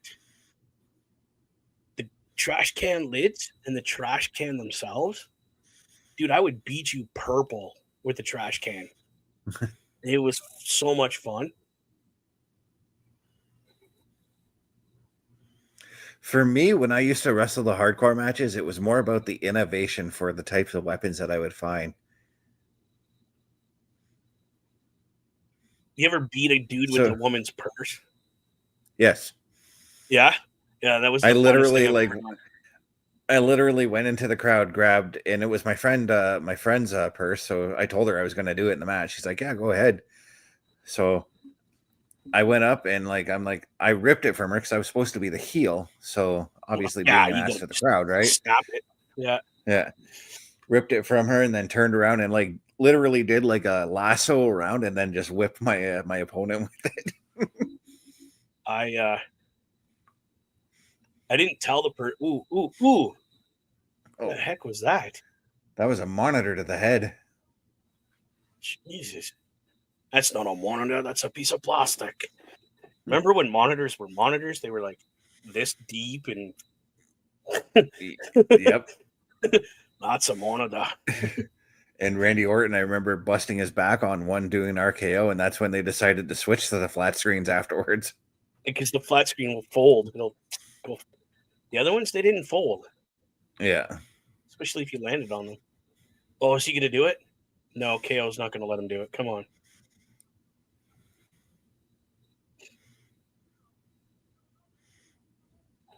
Ooh. These punches are just like I can feel it. Yeah. Uh-oh. Yeah. Through the tables. Oh. We called it. Yeah, but I was curious with the way it was set up in the corner. I was curious about how they were going to do it, whether somebody was going off the top or if we were going to, or if it was going to be like, or if it was going to be like KO standing on the apron and trying to powerbomb Sami or something. Right.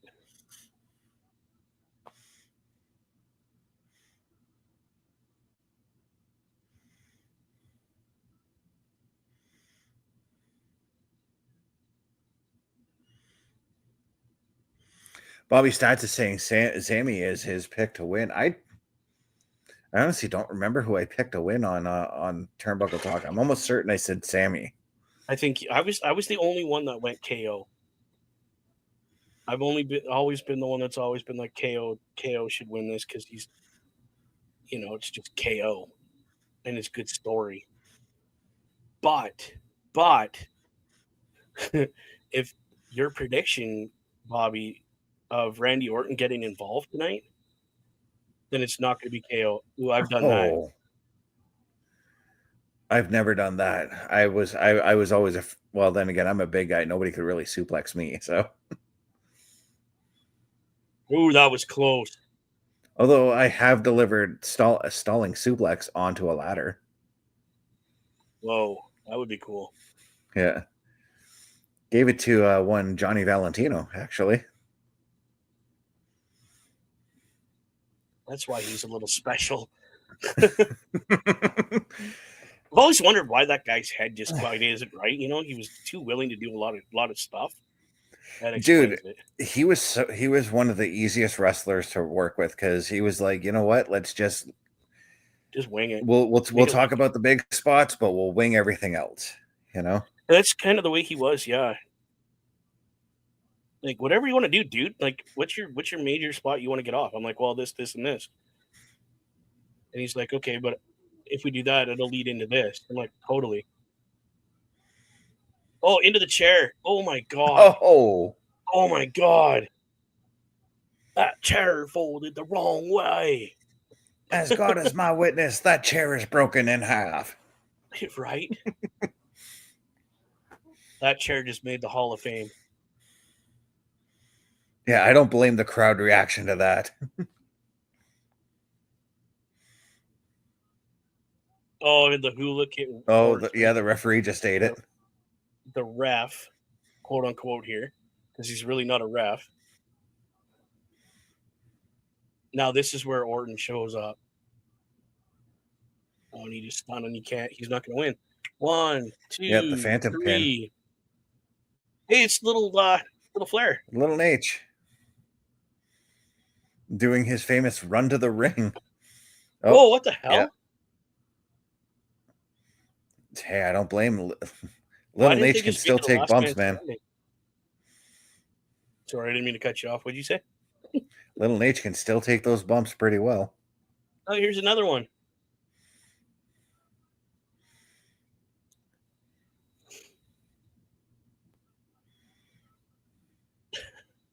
Why?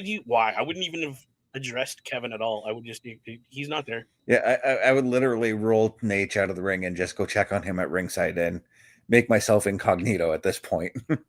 Right? Like, he literally just went, "What are you doing, Kevin?"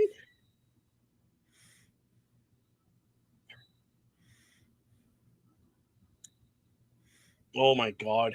He took that bump like a pro.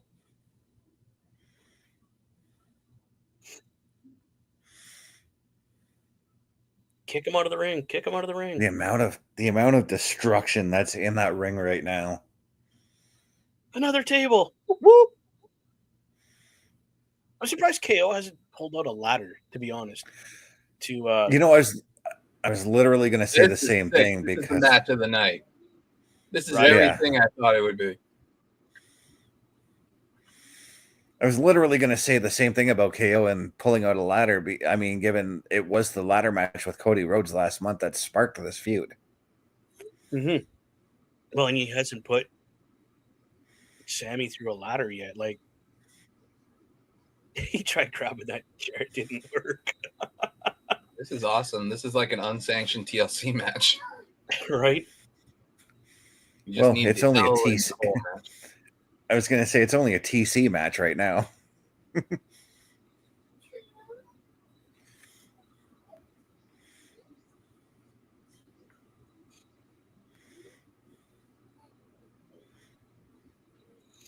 Wow, this is epic.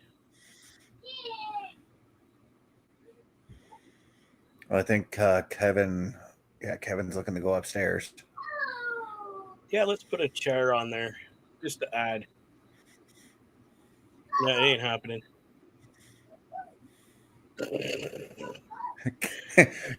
Sami doing exactly what I would have done in 2K24, throwing the chair at him.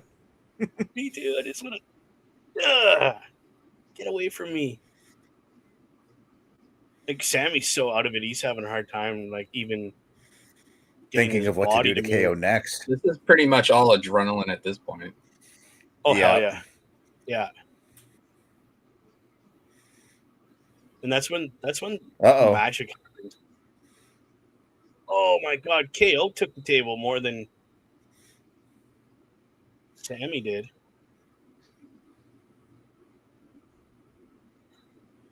I think he's still looking to see if Sammy's okay.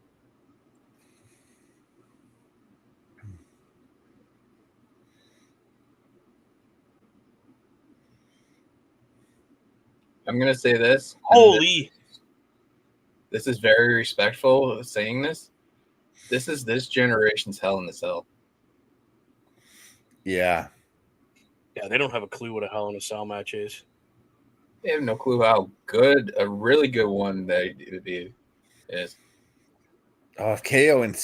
Well, I mean, Punk and Drew put on a hell of a Hell in a Cell last year, but I can imagine what Sami and KO would do inside that cell. In it, on it, around it. I mean, Kevin's already jumped off the cell if everybody forgets his match with Shane at McMahon. Yep. Shane did the same. Why is Petey Williams out there? We need... I'm not sure, but I think I saw... telling him to make like a tree. Yeah, Jason Jordan's out there too, I think. Or is that Kenny Dykstra? I couldn't tell. Like, these two gentlemen literally said they're going to kill each other to end this feud. Like, why are you out there then? Has nothing to do with WWE.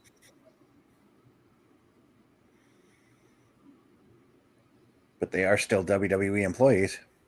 Oh, Rude kick, man. Oh, Pin him, pin him, pin him. Come on, Sam. Come on, Sammy. Oh, there you go. Oh, my God, he kicked out. Like, for real, dude.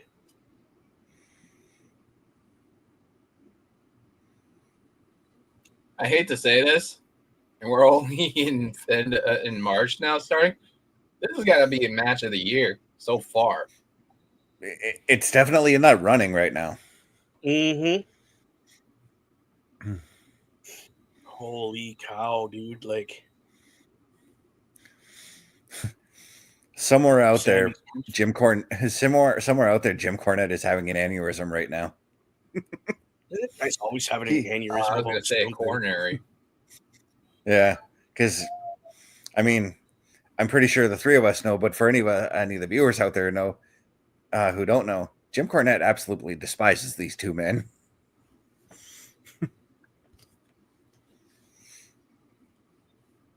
Even though they We're made gonna him get good a money in sword fight ROH. upstairs. Oh, Oh. Oh, geez. That's the fun chair. PD Williams is begging Sammy not to use that chair right now. Why don't we not have the chant of holy shit? Holy shit. Because he hasn't hit him with the chair yet. there's your Mick Foley spot right there. Freaking Mick Foley, yep. Mick Foley, Look at Kale trying to Edge run away. kind of spot. That's yeah, Bobby. That's all I can say. Do it. Do it. Yeah. Yes. Yes. Give him another one. Give him another one. One more. One more. Come Sammy. on. One more. One more, bro.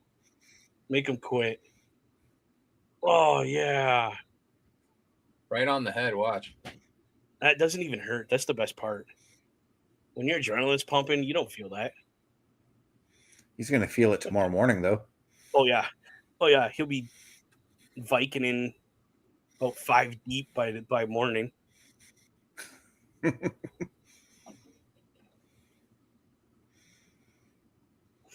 Always Back have to the hockey Tylenol on fighting. hand.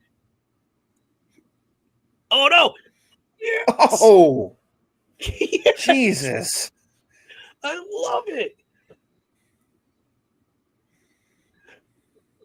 Ooh. Ah.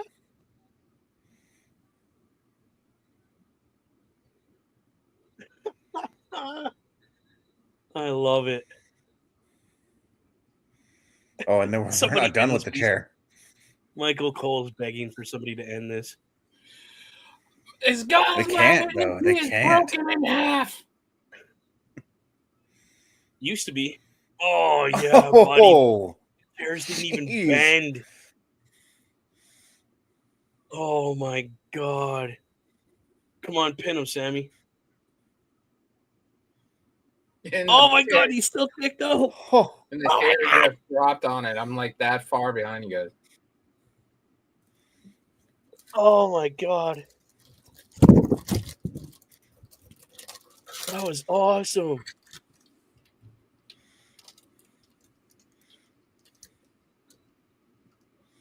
Holy. Oh, my God. This is awesome. I'm telling you, this is going to be the match of the year. If it's not, dude, I'm going to be calling bullshit on people. The 6 men in the back for the Elimination Chamber are probably sitting there thinking, okay, how the hell are we going to top this? Mm-hmm. Oh, pop-up powerbomb. Holy.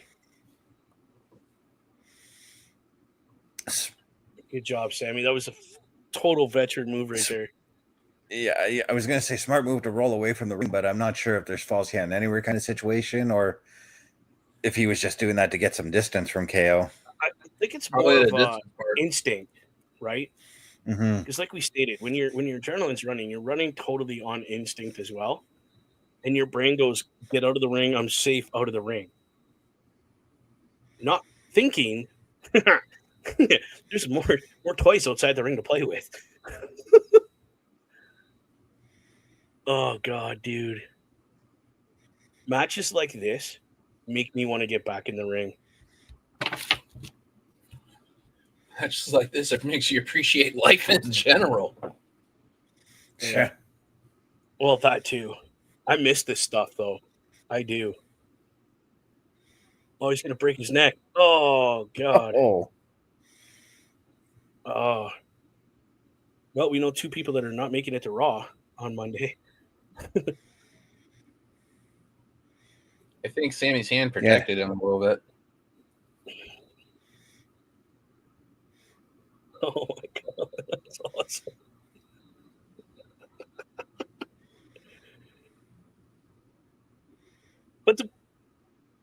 What's going on? The crowd just freaked out about something.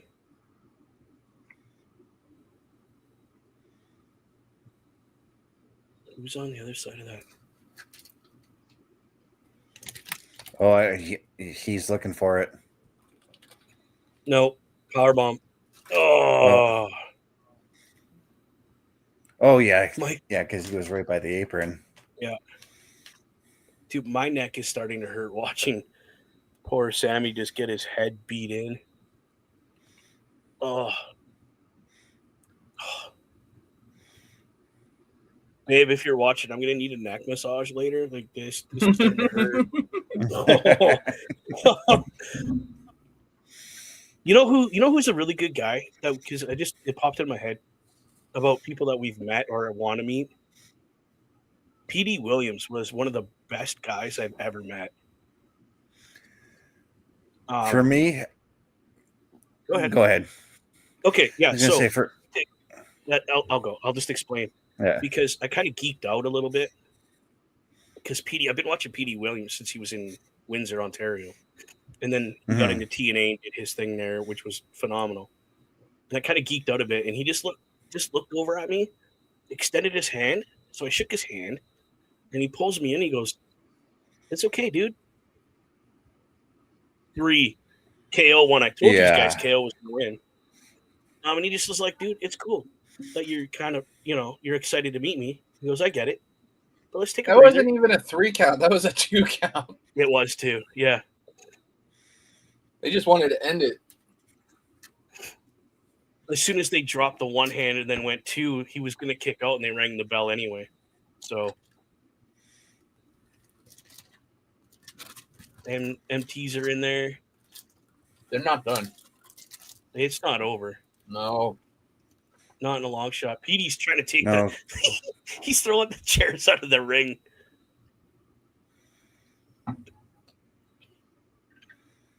But if you ever get a chance to meet PD Williams, I'm telling you right now, take it.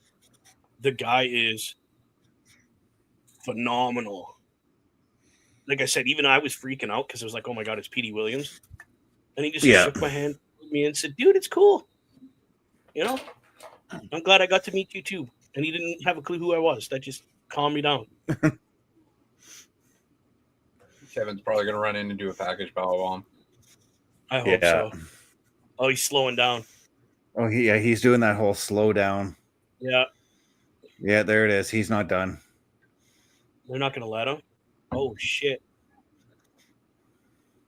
Oh, that guy's from...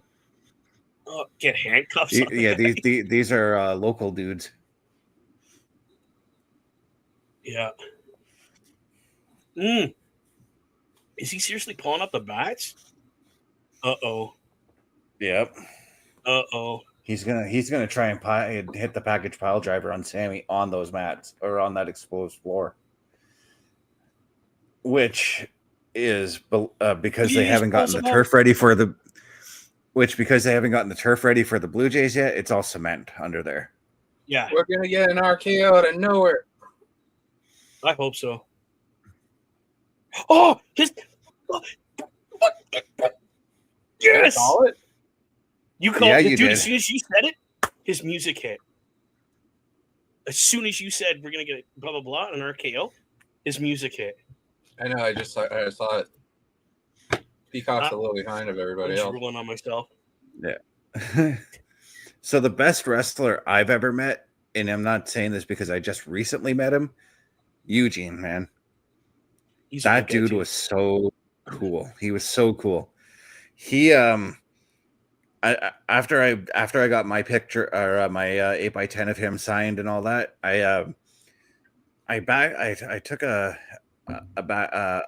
stepped away from like his table, but I was still with like Carl and Deuce Diamond. We were, or not Deuce Diamond, Kevin. We were standing there talking, and I couldn't help but notice like all the mentally challenged people that walked up to Eugene, and they were all saying thank you for like for making like raising awareness on mental on people with mental disabilities and all that. Is Randy And gonna he hit would the like, RKO and soon? he, Pardon yeah, me?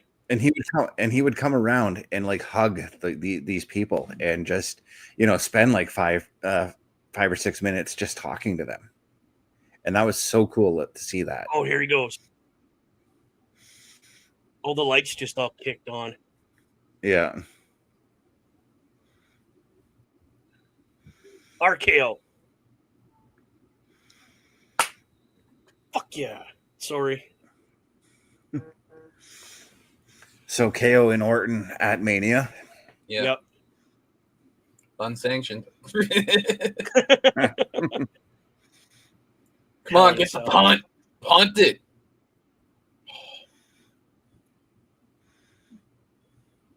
Yeah, hit him with that punt, man. Oh, come on. If you're going to pull illegal moves, put the punt in play.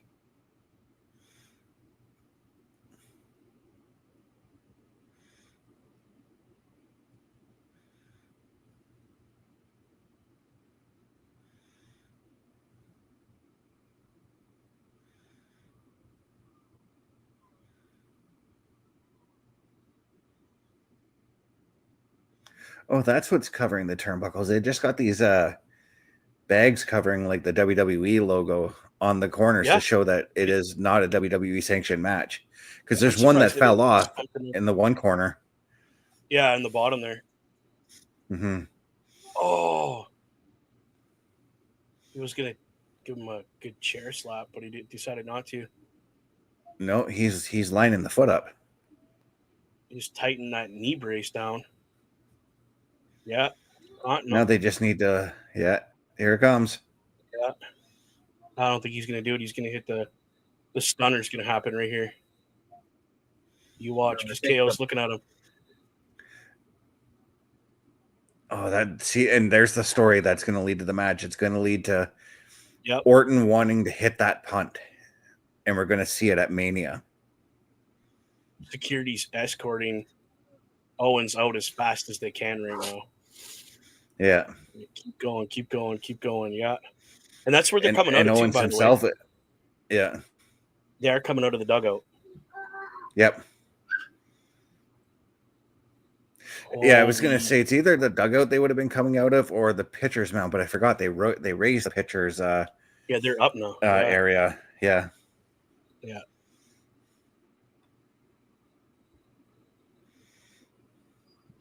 Oh!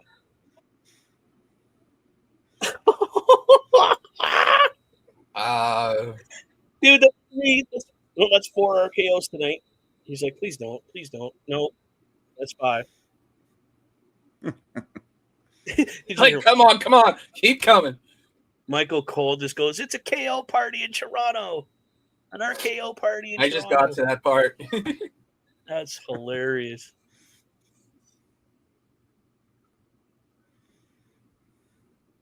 I have a feeling that's how you're going to do it. You're going to have Sami in the mix, too. Yeah, because Sami wants revenge. And he's staring at the WrestleMania sign. He's going, baby. He doesn't even care. He's like, I did what I wanted to do. He's jacked, bro. Holy. New tattoo, too. Pardon me? He's got a new tattoo, too. Yeah, he does.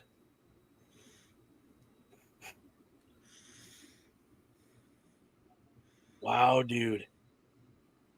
I think Cena hits 17, and I think Orton gets 18. Just so he could shake the hand of the guy that gets 18. Orton's not far Orton's off your from. friend, so I mean, that would be an awesome match just to have Punk and Orton and him just go one round, one little program for everything.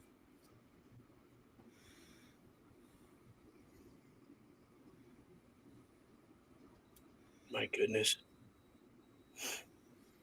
So I know what that means. That means they're going to come to Boston for a Raw or SmackDown in the fall. They just announced all their summer dates.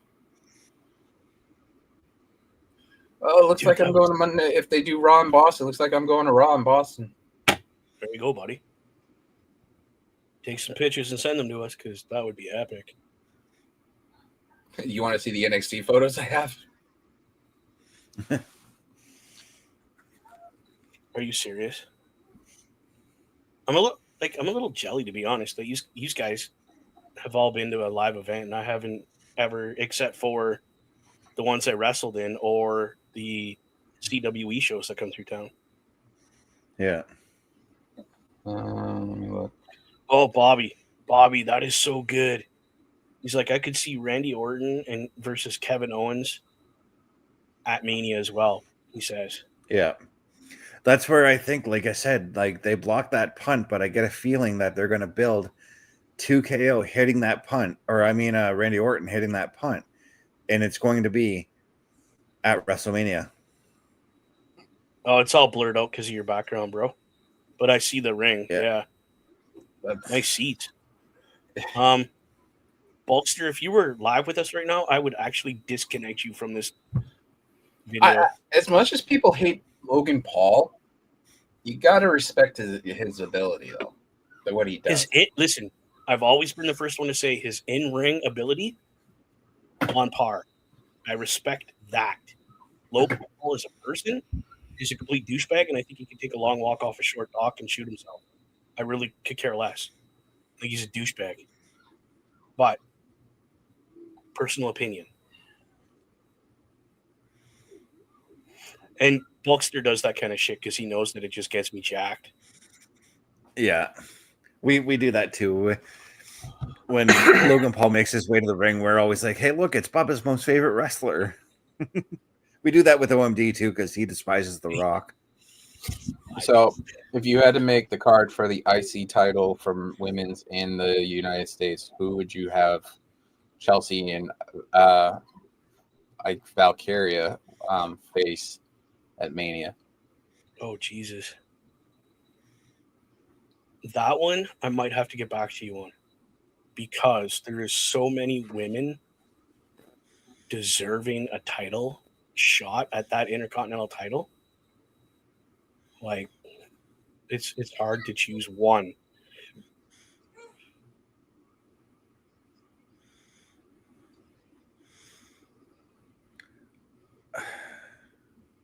Just because I want to see her get her WrestleMania moment, Natty. You know what? Yeah, if I had to like ultimately break it down, yeah, Natty needs a title. Natty versus Chelsea without Piper around. Give Natty a title run with the United States Championship. See, I can't do that. I can't. I want to give her the IC title because it'd be a heart with the IC title for the women as well, and it gives it that extra nostalgia, like the original IC title for the men. It just gives it that.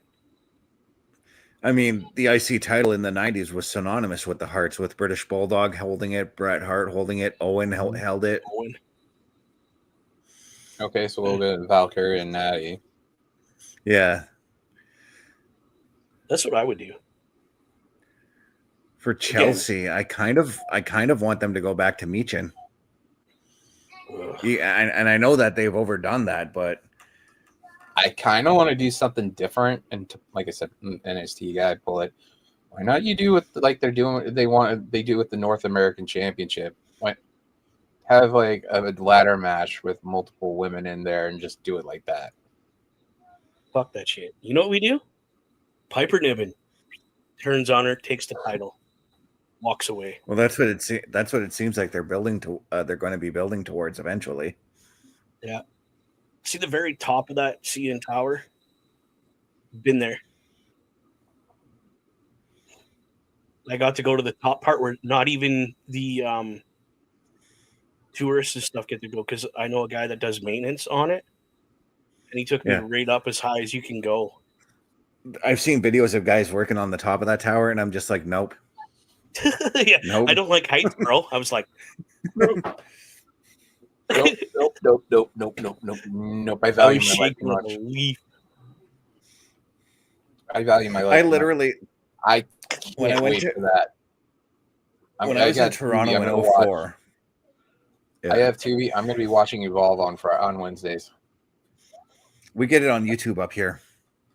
That's the other thing I'm gonna try. I have ideas of stuff I want to write about, and one of the things that popped in my head with something to write about is how people have what ifs. What if NXT and AEW are still going at it on Wednesday and WWE did move it to Tuesdays? What did they like? What would be the aftermath of what was happening into what would be now? Would NXT be surviving even better? I mean, it's amazing right now with all the talent they have and how stacked that women's division is. But could it, on Wednesday, survive the way it is in this iteration against AEW as it is now? Like, you compare the rosters, women's rosters compared to each other, and men's roster and stuff, and that's a debate. Could AEW and NXT go at it again on the same night? I would say in this current iteration, yes.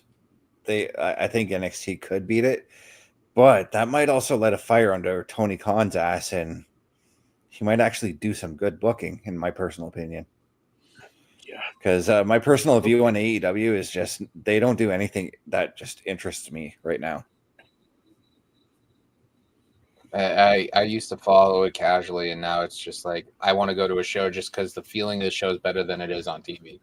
WWE, it's different. You get the same feeling in live event that you would get on TV, and the same feeling when you're watching on TV. But it's only one way on AEW.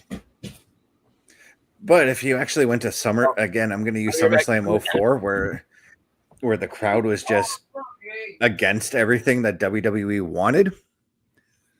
That crowd was a wild crowd that night. Yeah. Hold on here. I got to shift. Oh, my back. So it kind of annoys me that right now we're getting the Elimination Chamber stuff, because I really didn't want Rock and Cody to end the night. Right. I hope Logan Paul gets eliminated first. Not gonna lie.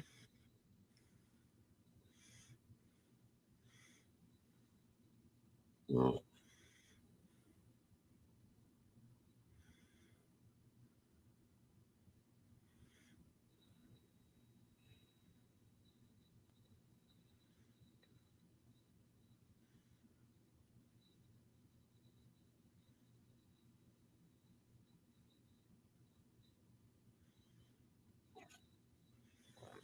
As much as I love Drew, the one thing I'm getting tired of him talking about is how he wants to win the title in front of a crowd.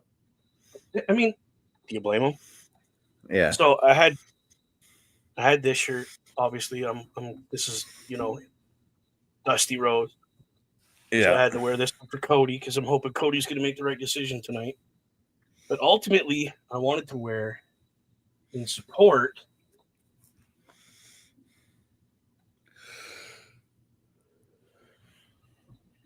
I think he's walking out of the chamber tonight. In my pick, I'm going with Punk on this one. In all reality, I think it's gonna end up being Seth Rollins, CM Punk, with Punk taking the win. Mm-hmm. But my inner wrestler, my inner child fan wants the Scottish man to win because I love Scotland. I have heritage there, We got Bulkster telling Cody to take the deal. I don't think he does. You know who I think takes it? and this throws a twist into everybody's plan. I think John Cena goes, you know what? I'll be your champion. I'll turn. I'll be heel. I'll do, things he's never done before. Because we've seen a bit of that heel after the Rumble, where he's like, I might not have won the Rumble, but I'm taking my spot in the chamber. Yeah. And that's why I think Punk takes it too, because Punk had stated he'll do anything and everything he can just to get that WrestleMania main event. Yep. And that's where he calls. See, that's why I don't think he's going to win, because he still has that favor from Paul Heyman. Mm-hmm. You know what I mean? So he might pull that. Oh, well, John Cena can do it. Why can't I? And that's where Triple H is going to get screwed, because he let John Cena do this with hey, I've done this for the company. It deserve it. Well, guess what? Paul Heyman owes me a favor. This is my favor. Why can John Cena do this and I can't? Mm-hmm. I'm a Hall of Famer. Well, future Hall of Famer. Logan Paul's going in one of the pods. Thank God. There is so many stories that could come out of this chamber. It is unbelievable. What's Logan doing? Getting an American flag. Oh, he's pulling the old Danny Duggan, basically. I can't say nothing, dude. I used to run with the rebel flag and an American flag, so I can't say nothing. Yeah. He's doing exactly what Danny Duggan would have done if Danny was in this situation. Yeah, but he's rolling the flag up like an idiot, not paying attention. Yeah. Not waving it correctly, to be honest with you. No, he's not. And he's chawing that gum like a cow chewing cud. Yeah, I was going to say, he looked like Shawn Michaels when you would see Shawn chewing gum, but that's also a reactionary thing from coming down, if you know what I mean. Yeah, yep.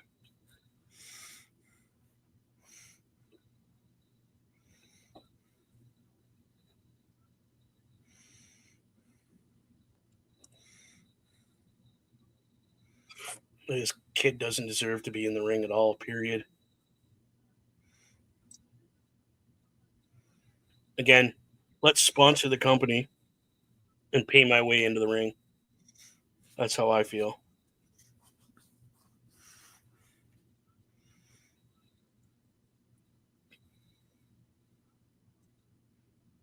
But I do give him the respect of him actually because in the months leading up to that very first match where he and the Miz teamed up against Ray and Dom, he practically lived at the Performance Center just trying to get everything right. Well, see, and I've always said that. Mm-hmm. I've always given him credit for that. There's always two sides to a professional wrestler. There's the wrestler, the person that goes into the ring and has put their time in to be in the ring. Damian Priest is another guy that I hope wins, to be honest. And then there's the person outside the ring. Mm-hmm. Logan Paul, person, pompous asshole. I can't stand the guy. And number two, he plays the heel part perfect. Because I hate him that much. So he's doing what he's supposed to do. I was just going to say, Chris Jericho has always said that your gimmick is nothing more than an extension of who you are as a person. Do you see what I see on this jacket of Damian Priest? Yeah, he's got a tribute of to Scott Hall with the the red dripping down. He's always done that. He's always had some sort of a tribute to Scott Hall because he's flat out stated Razor was his most favorite wrestler ever. Yeah, that's just I love that. Very Undertaker-esque with the long sleeveless trench coat thing going on. Adds his own little flair to it. It actually just occurred to me why Razor was probably Damian's most favorite wrestler. Razor Ramon his character used to be from Cuba. Yep. That's where Damian's from. I thought Damian was from Puerto Rico. Oh yeah, sorry, Puerto Rico. But it was the whole Cuban They're not Puerto that far Rican off. thing, you know. It's the heritage and that's why it's the same thing with all the Native American wrestlers that weren't actually Native American that I actually respect as well, you know. Yeah, those people that portrayed Native Americans in wrestling that weren't Native American. Like Chief Jay Strongbow, for instance. He was my hero, dude, growing up. Yeah. First and foremost, thank you for what you did for the Native people, bringing that tradition and heritage and everything that you brought to the character. Thank you. And that's why I want nothing but the best for Eddie Thorpe as well, because of the fact that he is Native American, and it is clobbering time as CM Punk makes his presence felt. I was just gonna say, ladies and gentlemen, what time is it? What time is it? Here we go. Ready? Oh, I want to hear it. It's clobbering time. What's going on? Oh, okay. Yeah, that's fine. Yeah, I figured that's why. Yeah, you saw the private chat. Yeah. Yep. No, it was throwback, man. It was good to have you on the show. I want to do this again with you, man. Yeah, we got to have him on like a Monday night, or even have him on the Brace for Impact. Yeah, that would be epic.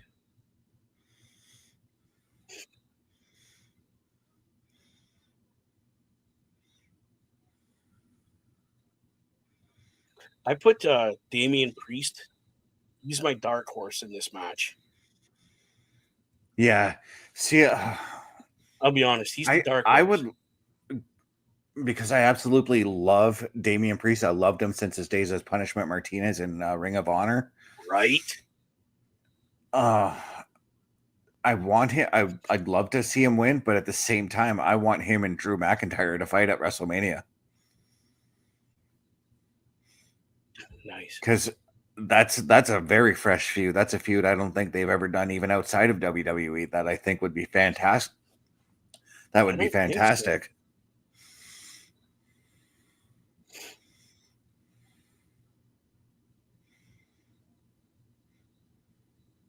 I don't know if you noticed that the idiot Logan Paul went to the wrong pod, and the ref was like, "Yeah, you got to go over here, idiot." I like that shit. Come on, Punk, you got this, man. It's sort of, when I saw that, it sort of reminded me of when the referee had to redirect Randy Orton to do the WrestleMania sign point when Orton won the Rumble in 2009. Yeah, Orton right. got He's like, you get a point at the sign. Orton got so pissed off at the referee when really he should have been pissed off at the pyro guy. Yep. And here comes idiot himself. There's another guy. I've never been a fan. I can get behind him, but I'm not really a fan. Of John Cena? Don't do that. You throw your arm out, man. Surprised the old guy didn't blow his shoulder out. Here's the funny thing about John Cena that I discovered at the height of his career, right? Yeah. Because I went to 2 different events that he was a part of where he was at the height of his career, or 3 different events where he was at the height of his career. 2004, he was being cheered, and actually he was getting ready to get to the height of his career at that point. There you go. Not gonna lie, I would buy that towel. Because he's paying tribute to the Blue Jays there, so yeah. He's also got the Blue Jays kind of thing going on his shirt too. His gears all, yeah. The light blue for the Blue Jay color. John Cena I got to see him when he was just on the cusp of his career exploding, and the crowd loved him at SummerSlam in 2004. Okay. 2 years later, he gets booed vociferously out of the building at Unforgiven. Then again, he was headlining that night against Edge. and Yeah. Edge being the hometown hero, you know. But then in 2010, when I went to go see him at a house show in Barrie, I was at that point where I was like, I'm so sick and tired of seeing John Cena in the main event. I was booing him. I wanted him to lose every main event he was ever in. But the goddamn crowd that night sucked me in, and I was cheering for John that night. It's hard, dude. Yeah. And I've got Okay. proof of that on my channel. There's I have a video of him and Randy Orton shaking hands. Randy Orton was getting ready for a babyface turn at that time, nice. and to have a feud with Ted DiBiase Jr. of all people. Wow. Here comes one of my favorite wrestlers right now, Mr. Drew McIntyre, the Scottish Warrior. I would love to meet this guy and shake his hand, Oh, me too. and then mug him for his not what he's wearing now, but the one vest that he has with the big dragon and stuff on it. I want that thing. I've looked everywhere. You cannot purchase that. That's Ring Attire. That's it. Yeah. Yeah. Because I wanted to get it for riding my bike, right? So when Drew left the WWE in like 2011 or 2012 or whenever it was, Yes. he toured he did a lot of touring of the indies and around the world, and he went to ICW and he wrestled a very young Joe Hendry, and they put on a Yes. hell of a match. I've heard they put on a hell of a show. Tore the place down. You know what I would love to see? A rematch of that. Yeah. And the reason Drew decided to work with him is because Kurt Angle said, "Drew, I know you're doing this the show in Scotland. You have to work Joe Hendry." Really? Kurt Angle? Yeah, Kurt Angle. Because Joe was maybe about 2 years in his career when he had his first major match, which was against Kurt Angle. Oh, And okay. yeah, like Joe. That's why Joe is where he is right now, is because of all the top stars just saying like, this guy's got it, Pushing you know? it. Yeah. So, who is going to be the first one to go through the plexiglass? Who do you think? I feel like Drew's going to kick somebody through it. Holy. I thought he was going to put his fist through that one. I feel like Drew is going to kick either Seth or Punk through it. I'm hoping, okay, again, optimistic me, so happy me. I think someone's going to take Logan Paul and just spear, not like spear, but use him as a spear through one of those little chambers. Like, just pick him up and launch him like a lawn dart. Lawn dart him. That's the word I was looking for. Yeah. I would. So Drew and Seth are going to be starting things off. Yeah. God, dude, look at that place. Look at that.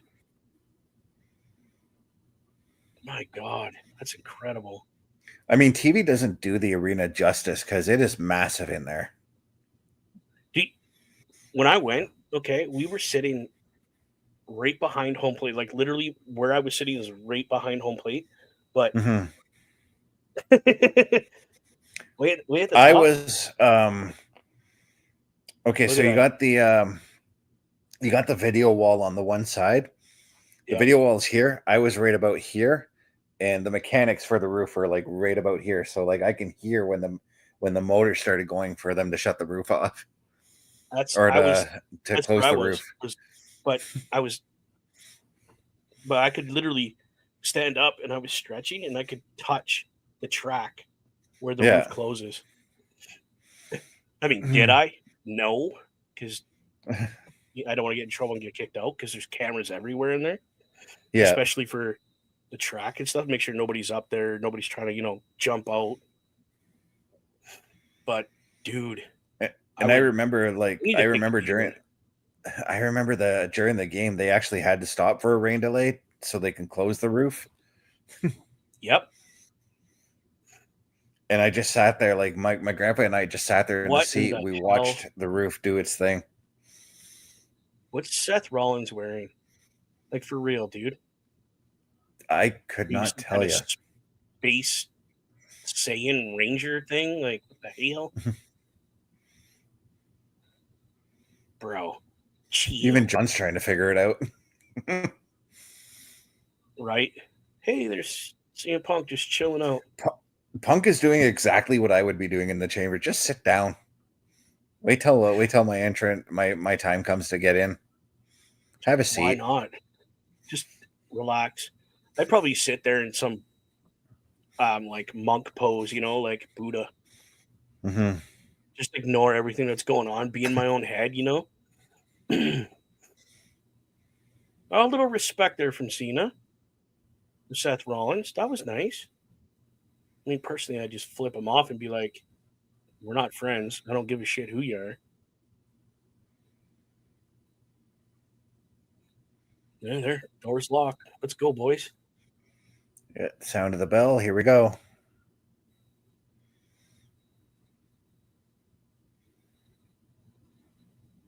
God, I love this match, dude. Me too. From the inception of this Elimination Chamber idea, I've loved it ever since. Like, I've only been able to catch one pay-per-view throughout the whole year. And I wouldn't even, it was anything that had the Elimination Chamber in it. That would be the only one I would catch. Yeah. Wow, he's chewing on his face. CM Punk just loving that. I just realized this is where I want to say to Carl, Toronto finally got its Elimination Chamber. Because back in 2004, like when Carl and I got our tickets to go to SummerSlam, we began theorizing that we were going to get the chamber. Yeah, it took how many years? Yeah. It's been a minute. Why did they put matting out there? I liked it better when it was steel grating. That's not exactly thick matting, though. I know, but push his head through there, make him get stuck. So they got to cut him out. He can't continue the match, therefore he is eliminated. Yeah, I've been slammed on that particular style of mat. It is. No, it's only fun, like really. It's half an inch. It's thick. still stiff it's still stiff as can be. Oh, Punk's up talking trash. Ladies and gentlemen, thank you for sticking around with us to watch this. This has been an amazing Elimination Chamber. Listen to Punk's reaction. One. Like, do it harder.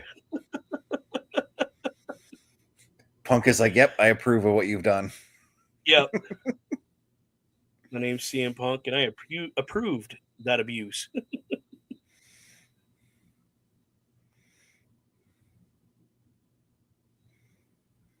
Oh, that's what fell in Punk's thing, and now Punk's trying to fix it. What is it? An LED light fell. Oh, yeah. That's probably the one Bayley broke using Roxanne Perez.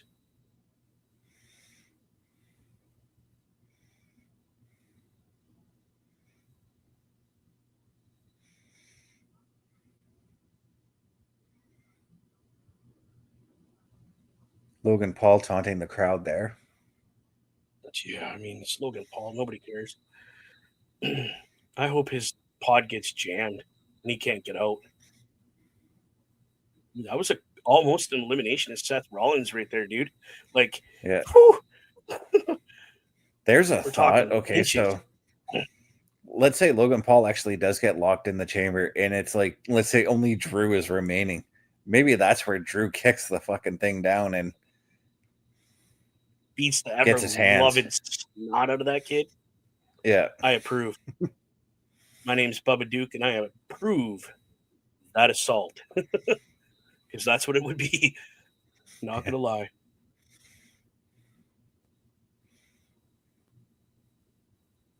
Wow. Suplex and that stuff. Yeah, that's not going to tickle. Look at Punk's trying to figure out how to fix that light. He keeps pushing it back.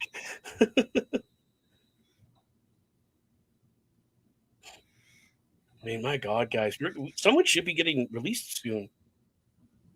Within the next couple of minutes, maybe.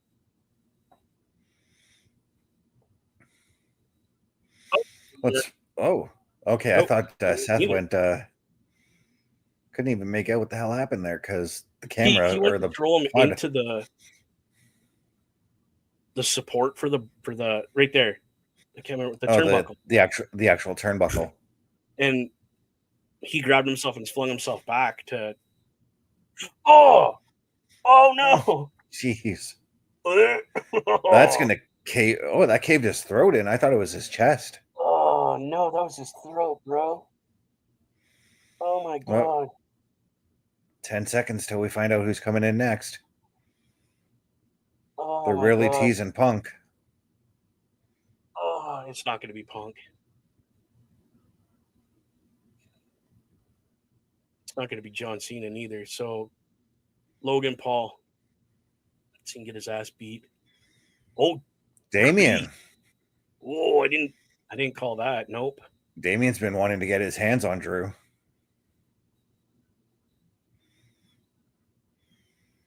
Oh, Damian and Drew do have heat because it was Drew McIntyre who eliminated Damian. Or was it or the other way around, I believe, actually. The other way around. And you got to remember, Damian cashed in on Drew McIntyre at last year's Mania. Yeah. So that's there's just some heat there for a while. That was a nice Judgment Day right there. Well, the flatliner, I guess it's called technically. Not to mention, Drew also failed his cash-in on Damian. Yes, he did.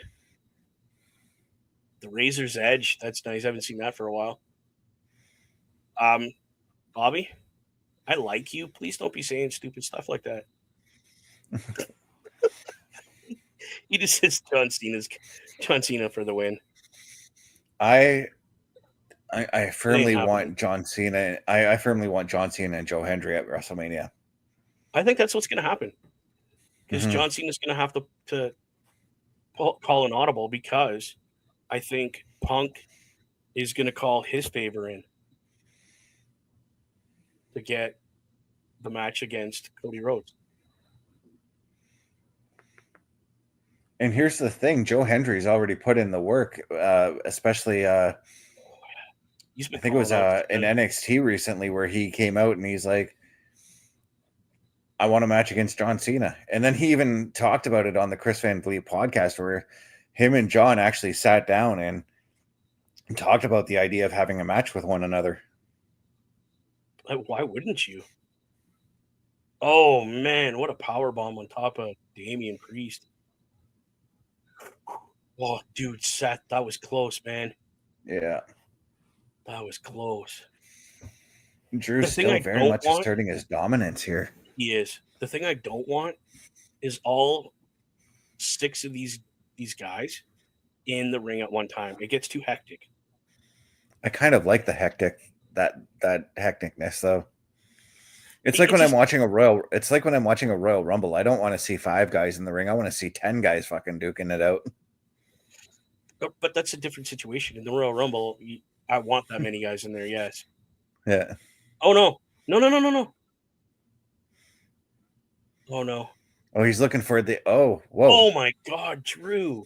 I thought Seth was looking for that suplex that he does off the top rope there. He was, but Drew McIntyre ex-nayed that one. 13. All right, who's next? I feel like John's going to be the last Logan. one in. It's going to go Logan, think Punk, and Cena. Yeah. Well, I think Cena's going to be the last one to enter. That's what I'm saying. Yeah, Cena's going to be last. Punk's going to be second last. It's going to be Logan. Yep. Yep.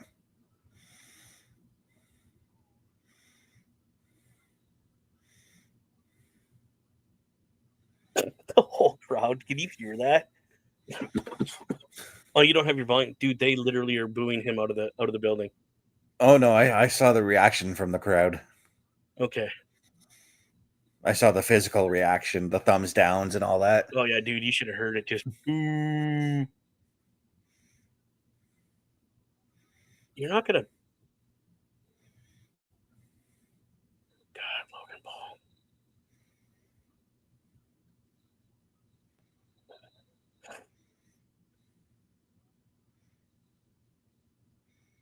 Well, the reason Logan Paul gets shots like this is because of that Prime bottle sitting over there. It's putting a lot of money into the company. Why would you not give him a shot?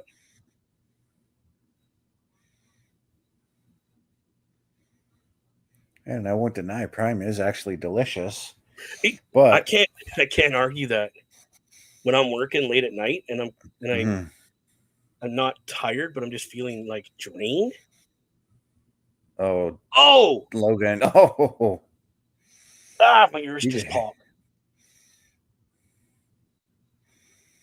But if I may recommend another drink that's almost similar in vein to Prime, Body Armor is actually pretty freaking good too. I gotta try some of that. What is that? That they sponsor your show. What are they called? Swift? Oh, Swift Energy, yes. I gotta try some of that. Yeah, and you can do that if you go to swiftenergy.gg and use their promo code CBRS Entertainment. Gets you 25% off everything on the website. I gotta actually add that link into You gotta here. put that on your Yeah. Oh, what? Is he going old school? He is. What the shit? He's going old school. Oh, he's doing it a different way. Undertaker never did that. No. He could, though. In his earlier days, he was able to do stuff like that. Oh, my God. That was actually a really good gut wrench by Logan Paul. Again, the dude, I will give him credit. The dude put in the time to learn the... He did. Mm-hmm. Just personally, I can't stand the guy. I mean, they put him with the right guy to learn, and that right guy was Rey Mysterio. Oh, Seth Rollins. I am disappointed in you. Seth, you should have super kicked him just as you did, and then led up to the curb stomp. That's what I would have done. Or the broken arrow. Oh, 8, 5, 4. I think it's Punk. 3. It's gonna be Punk, yeah. Oh, well, yeah. I mean, look who's coming into. You don't let John Cena go in this early. It's too early for him. Oh my God, it is John Cena. Oh, I thought they would have Final really teased to John. Well, he's got to come in and eliminate a couple of guys. The STFU.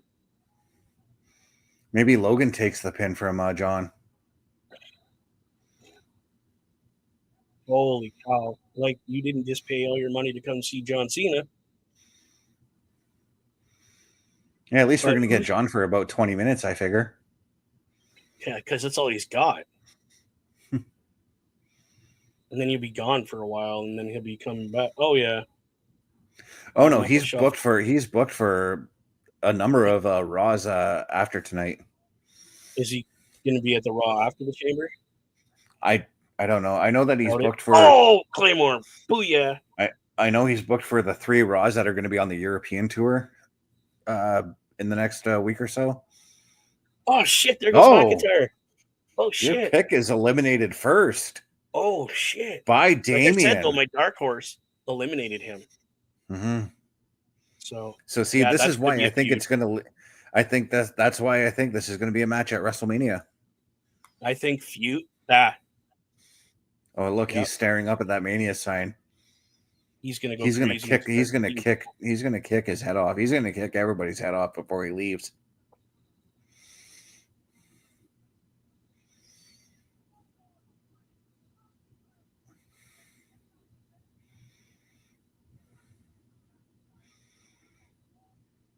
Yeah, see, this is now this is why you got to tune in Friday, guys, for the SmackDown security detail, so we can get some more answers out of this. That's gonna be a total feud at WrestleMania for sure. Yeah. Oh, here Look comes at Logan Punk. Paul. Here comes Logan Paul like a crow about to pick off the carcass here. Nope. Oh yeah, look at him go up high. That's where you fart in that pod right there. Just put your butt down there and go.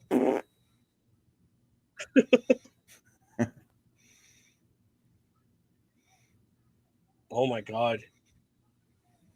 Well, there goes my dark horse. Yeah.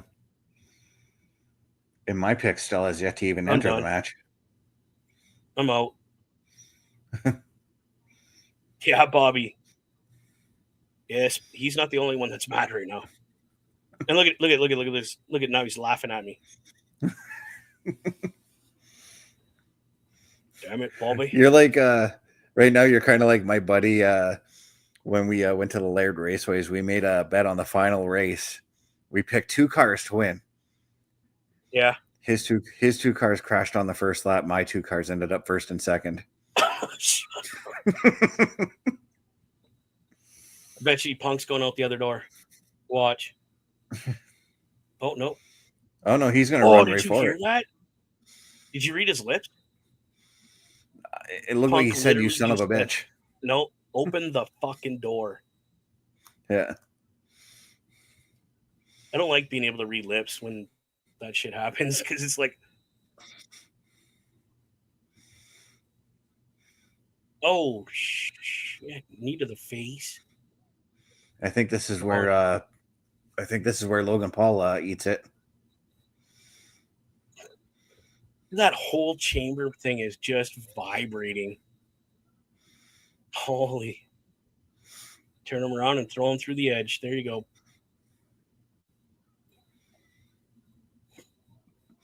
I'd throw him right into one of those corner posts on the pods there. Right? Where's Punk going? He's got to climb up to do the sign point. Well, you got to win the match first, Punk. Like, don't count your chickens yet, my brother. You still got to go Shades through. of Shades of 2011. Yeah, Shades of 2011. Money in the Bank here. Yeah. Punk, I missed you. Or John Cena.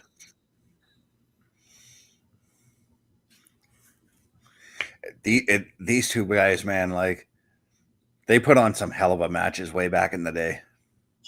Yeah. No, Bobby, I know you're just having fun, buddy. So am I. It's all good. Oh yeah, no, we always have fun with you too, Bobby. That's great, man. This wouldn't be a show if we didn't rib each other a little bit.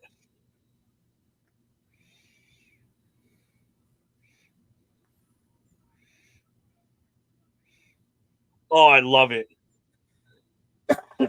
Seth Rollins just telling John Cena to go back and film some movies. We don't need him here. Yeah, pedigree. Pedigree, do it. No, F you. It's the AA, my friend. Nope. Wade Barrett called it the FU the other day. Did he really? Well, Yep. Cole just called it the AA. I still call it the FU. Yeah. Man, Seth is like, that's the best you got?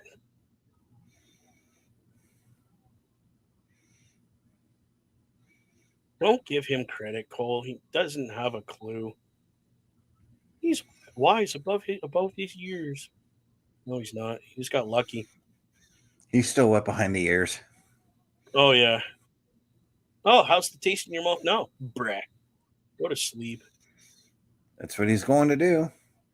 Pin I him. said, Pin him. 1, 2, 3. Yes. Bam. I Get told you outta Punk was going to be here. the one to get rid of him. Get out of here. Take your lunchbox and go home. I love it. Punk, he's doing the same thing. Get out of here. He's doing the whole shovel motion. Yeah.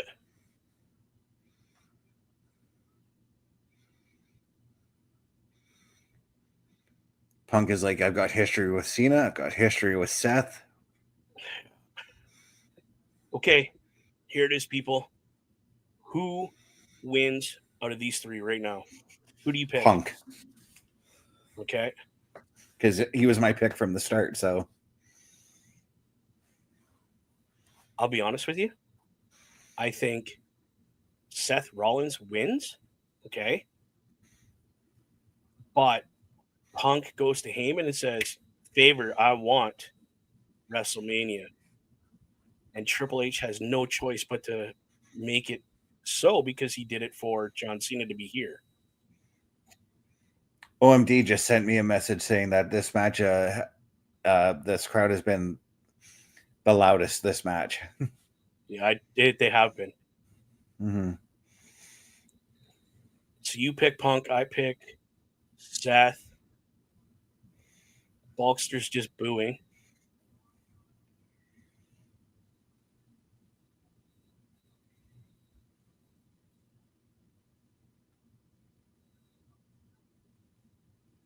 Oh, John Cena's putting everything he has into those punches. The old man's going to shat his shorts.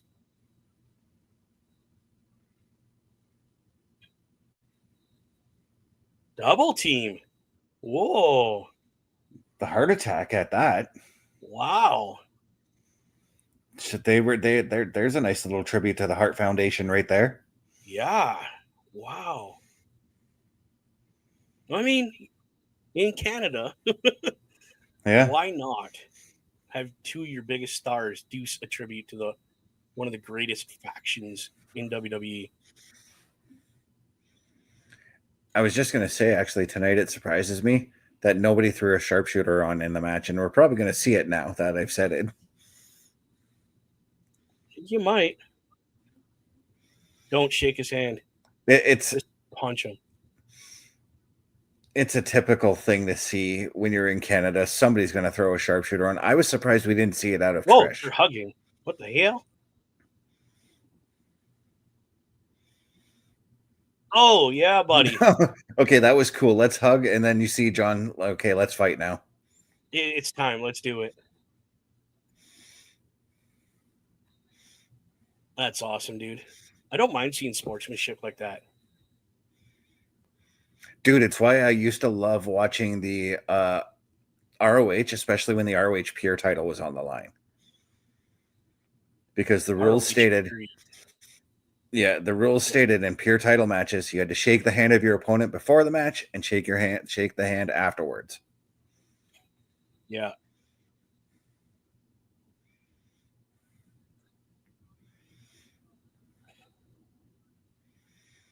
Yeah, it was.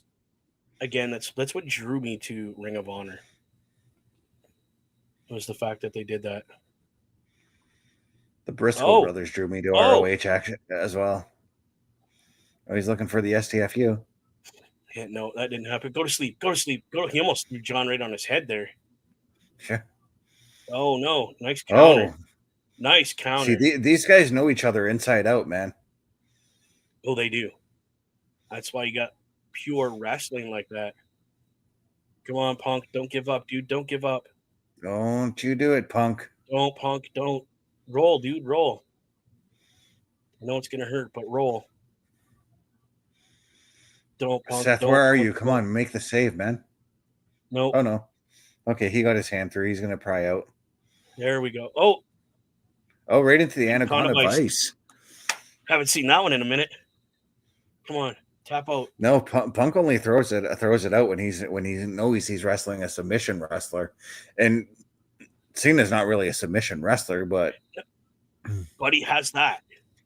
Yeah. He has that move, and that is, dude. Yeah, I got goosebumps, bro. Like,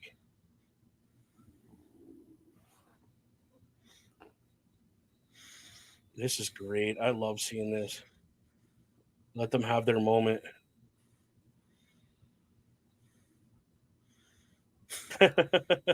Seth barely got back to his feet, and Punk's like, "Yeah, fuck he you." literally just stood up, yeah.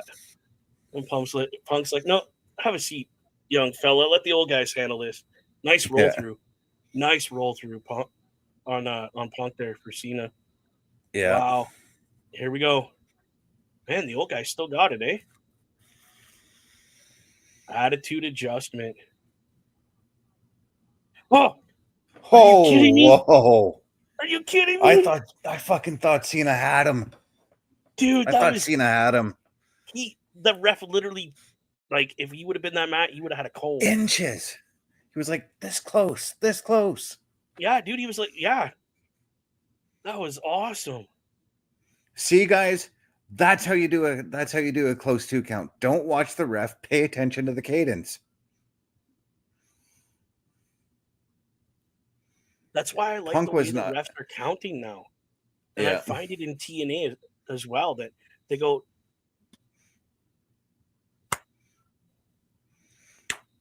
it's all the way back and down. Oh, It's Seth the one Rollins. thing. It's the one thing I've heard Jimmy Cordero say time and time again, because he notices it too when the wrestlers are watching the 2 count. You don't need to watch the 2 count. Just listen for the cadence. Yeah. Oh, right into the cage. It's the same thing in the army when you're marching. Oh, John Cena went through. Yeah. It's the same thing when you're marching. You don't pay attention to your left foot when you have to stomp. You listen for the cadence. Yep.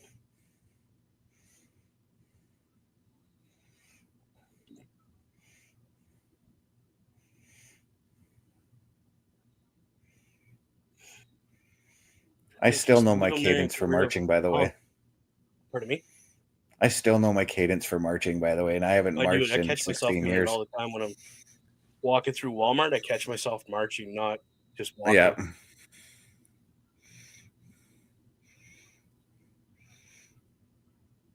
Caught myself doing it this morning when I woke up and got out of bed. I heard my cadence in my left foot because that's how I used it. Because it was always by the left quick march. Oh. Holy, that was close. No, you're going to sleep. Yeah, go to sleep. No. Pedigree again. No. Yep.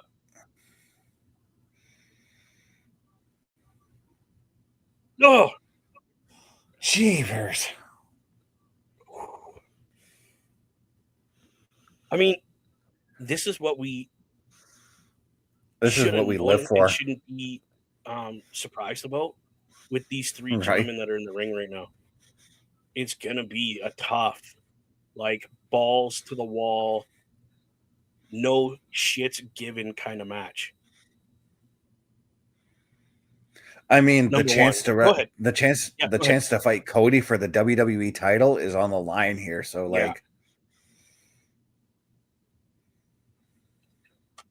so if you don't give it your all, you're not gonna get it. 100%. Like Stone Cold, it's like Stone Cold once said, if you're not in the business to win the heavyweight title, then what the hell are you doing here?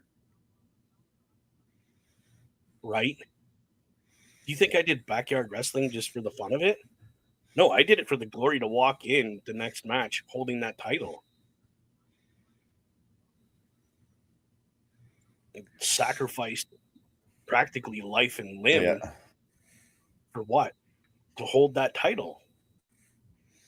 Same thing for me when I won our company's heavyweight title. No, Seth, no, Seth, no. Oh. However, and I know that they put the belt on me because I'm a big dude. I felt like I got the title way too soon. That happened quite a bit in a lot of promotions that I was involved in. I was 1 year in with this promotion. Not even 1 year. It was about 4 months in. And I'm like, it's too soon. And they put the title on me for a year. That's too much. Yeah. Oh, go to sleep. Let's go. I Let's do even- it. No. Come on. I didn't fight it though, because as you know, when you're like a rookie, you just sit and listen. Yeah, 100%. You don't. You're just best off. Oh, God. Stomp. Oh, no. Stop. Punk's Oh, no, out. no, no, no, no, no, no. Punk's going to be out. He's out, dude. Oh, he didn't cover him properly. Holy Christ. That's Seth's fault. Yeah, that He is. rolled And down him John, and didn't stay on his chest. I've been trying to watch for John trying to get up because I thought John was going to jump in and He's out, dude. interfere. But wait, why would you interfere on an elimination pin? I wouldn't do that. Exactly. They didn't even show it. But yeah, he rolled down Punk instead of staying on his shoulders. Yeah. If he would have stayed up there, he would have been good. Punk would have been gone. Keep your shit together, Seth. Oh, he's trying to go for like a super curb stomp, I bet. Yep. Second rope now. It ain't going to happen. No, because there's John. There's John Cena. CM Punk for the go to sleep. John Cena grabs And him for the AA. It's the FU. Yeah. Or the FU, yeah. And there goes Rollins. Okay, bro. You're still hoping for Punk, eh? Yep. I don't know, dude. I want Cena to lose just to bring in that TNA aspect into WrestleMania with Joe. With Hendry. Yeah. Joe Hendry, yeah. Because then when he's done with the title, oh, your major pay-per-views right before I wanna like this is gonna end for me. Oh, I'll have a match and lose the title there. And then he could show up on both programs. And that's not to say that even if, well, let's say Joe Hendry doesn't even have the title at Mania, but they still have the match. Because, I mean, I'm pretty sure Joe's going to defend the title at Sacrifice, we'll say, in a couple weeks. Oh, yeah, come on. Go to sleep. Oh, my God. Oh, jeez. Ah!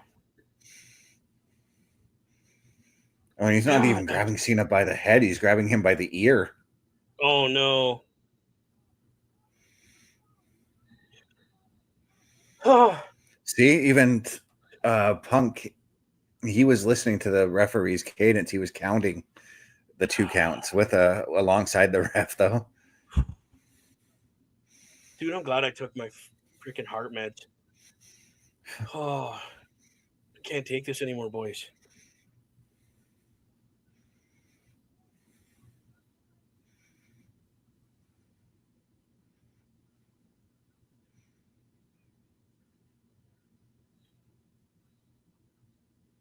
Oh, what the hell? Oh, I thought Seth had left.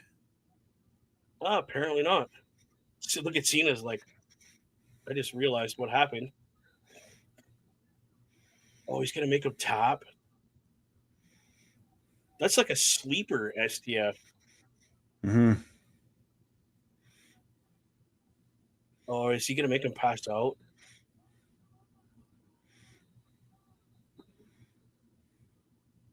Don't tap. Don't tap. He's done. He's out. Wow. So we're going to get John Cena and Cody Rhodes at WrestleMania. I don't think so. I still think Punk's going to call that favor in and screw Cena out of his.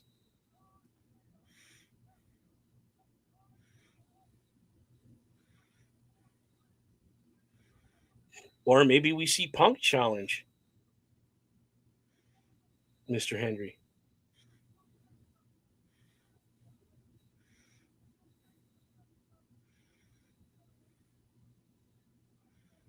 Damn it. Damn. I'm not disappointed, though. I'm shocked. Yeah.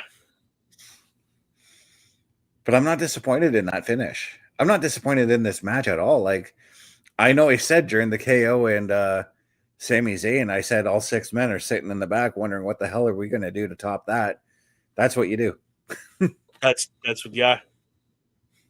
I bet you $10 that match wasn't supposed to end that way neither. Like not having John Cena win, but I mean like not like the interference thing. Yeah, because here's the thing, you can build off that now too.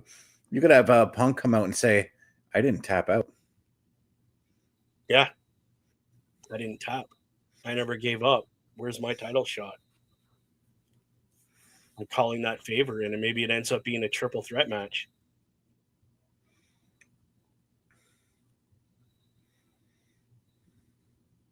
Or maybe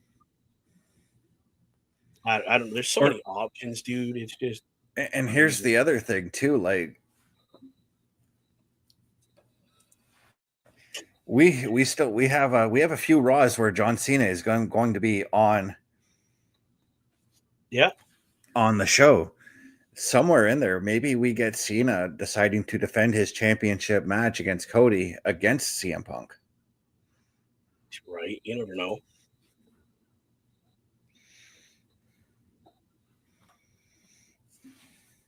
Again, they're just saying Cody Rhodes because he has the title right now. What if he loses the title?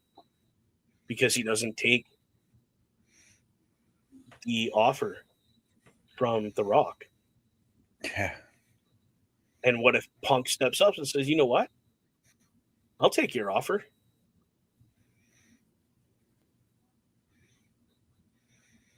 And that's where I think, like, because if you want to take, like when Punk comes to the ring, it's a huge pop. So what a direct change that would be, because Punk could go from being the biggest babyface to the biggest heel by doing that.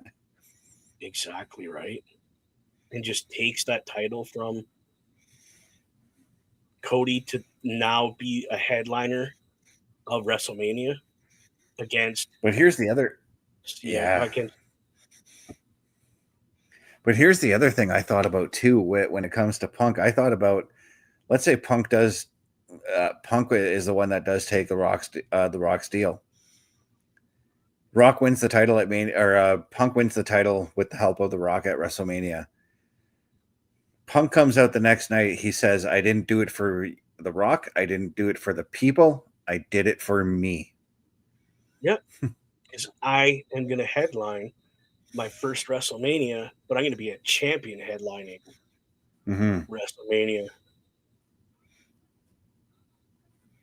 And then somehow John Cena gets screwed out of winning his. The lights are out. Oh, Cody's making his way to the ring for Cody's coming to the ring now. Yeah, because we got the Cody Rock thing coming up next. And what a better way to get Cody out there than to be like, hey, Cena, I see it's you that's coming to face me for this title. Good luck. It's a pretty title, though, other than the fact that it's got a big giant W in it. Yeah, that belt's actually grown on me lately. I do miss the Winged Eagle, though.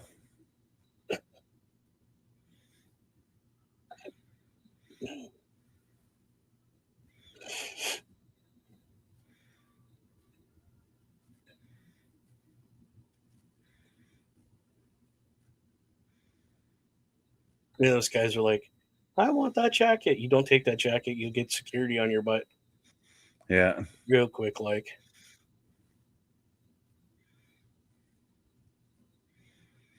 Cena will be the corporate champion. That's really nice, John Cena. Well, John's probably like, I was once in your shoes. I was the face of this company at one time. Now you're the face of the company, because Cody is the face of the company right now. That's kind of what the commentators said, was it's the face of the past facing the face of now.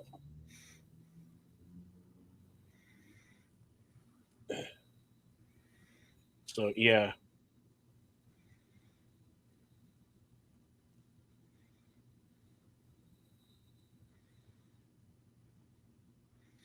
This is a huge main event right here. They need to have a mic so everybody can hear them. See how fast they got the chamber raised up, though? Oh, yeah, it didn't take much. Heel Cena? I don't see it happening. No, if it is just these two, it is going to be a match about respect, you know? But it's not. Because this man... OMD is this idiot just coming out? Travis Scott. He's I can't remember. I saw something about him on social media earlier. I hate You that just come belt out he's here to got. drink your monster in front of everybody with your retarded title? Like, nobody cares.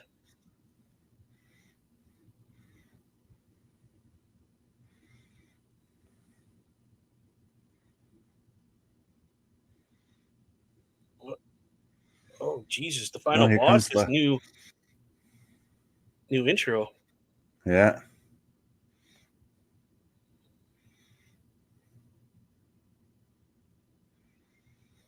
Here comes OMD's most favorite wrestler. I bet he's jumping up and down with joy right now. He's got goosebumps, dude. Like, it's a remix of his original.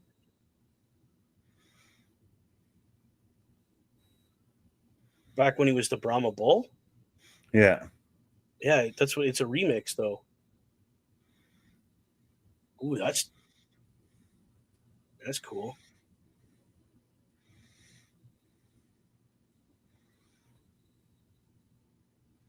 Oh, that version, that belt he's carrying is supposed to be a variation of the hardcore title. It's the new hardcore title. Nobody cares.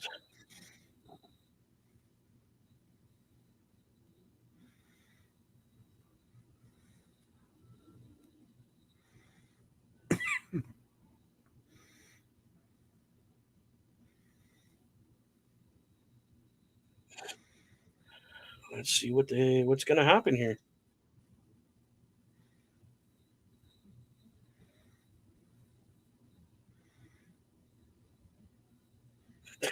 That sounds perfect. Take my soul, Rock.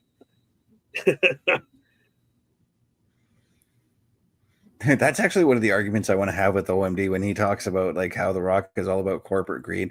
And how he took the job. First of all, he didn't take the job that he got with the board of directors. He was offered the job. With TKO, yeah, they offered it to him. Yeah. They begged him to come do it. Because, and I'll so tell if you TK... why. Sorry, I don't mean to cut you up, but I'll tell you why. Yeah. Because before TKO even was mentioned in the purchase of WWE, this man approached Vince McMahon and said, "Listen, Vince, I want the company. I'll pay blah, blah, blah, blah, blah amount of money for it was stupid amount of money. It was stupid. Like, I think it was twice what Vince wanted for it. He's just like, I'll give you everything, whatever, blah, here. And I'll guarantee you a spot within, like, on my board, so to speak, and blah, blah, blah. But this is how I want it run." And Vince is like, nope. So TKO came in. And that's where I think you were going, was they came in and offered The Rock that position he's got now. Yeah, and I was going to say, if TKO came knocking on my door, or if they came knocking on your door and they're like, hey, we want you to join our board, or, well, for me, I want to join the writing team, I'd be like, when do I move down to Stamford? Let's do it. Yeah. Yep.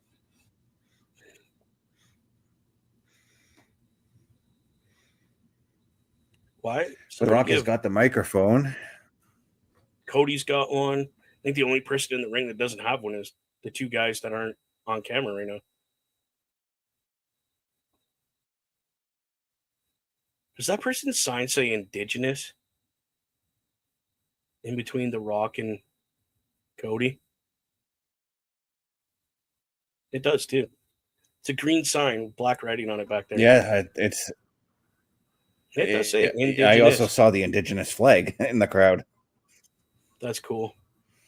I also saw the Indigenous flag in the crowd, so.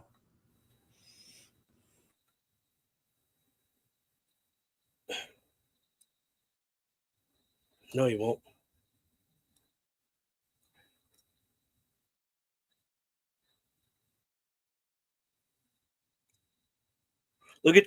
Watch Cena. I was literally going to say, keep in mind, Cena is still in this ring. Yep. In a segment that, well, he has some involvement in now that he's won the chamber. But just look at his positioning right now.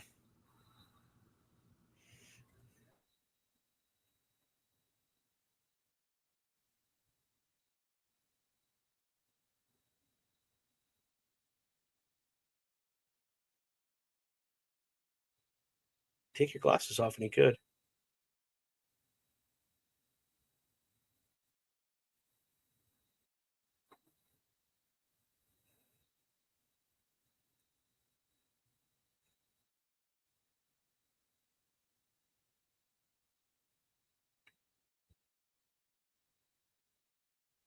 Cena's going, no. No.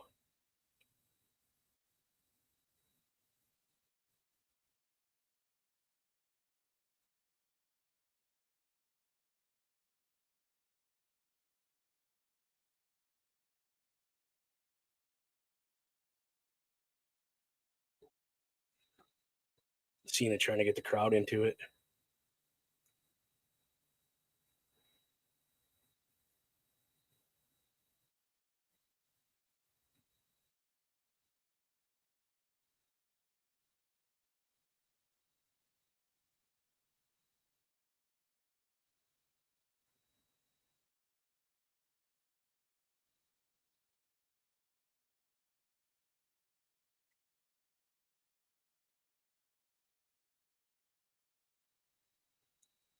It died with his dad.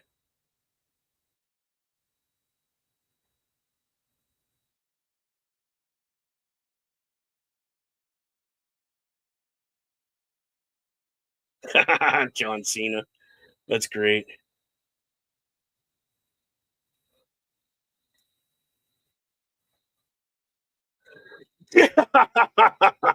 I love it.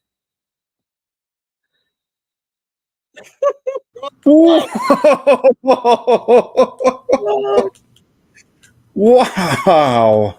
They're just losing it.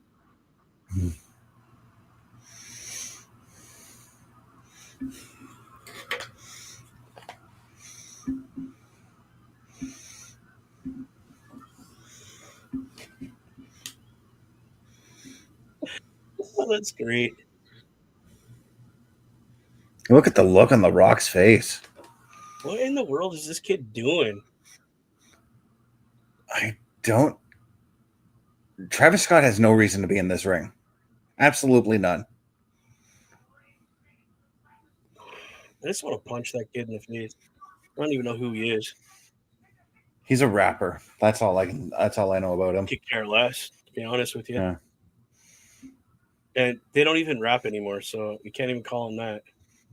No, it's just to me a lot lately. All I hear is mumble rap. Auto tune. Yeah.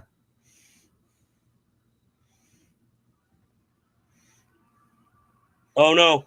Oh no! Oh shit! Oh shit! Cena's Look doing at the heel Cena's turn. face. Look at his face. John Cena did the heel turn. Holy! They just bleeped out Cole's mic because he just went, "What the? What the hell?" You had to, we didn't even see this coming, but you got to think about the history they have with that. Oh my god! Between Rock and Cena, at least. Holy! Yeah. And again, I pointed it out. Pay attention to Cena's positioning, and oh my god! John Cena's going heel, boys. I called it right after freaking Rumble when he did that interview. Oh my god, dude! Oh my god! do you remember in that press conference after the Rumble, John Cena said he will do anything he can to get that main event. And this is wow. Oh my God. Oh my God, that's awesome. Dude, Wow. we're going to get John Cena as a heel now. Are you serious? I wonder if he's just going to turn and hit The Rock now. That'd be funny.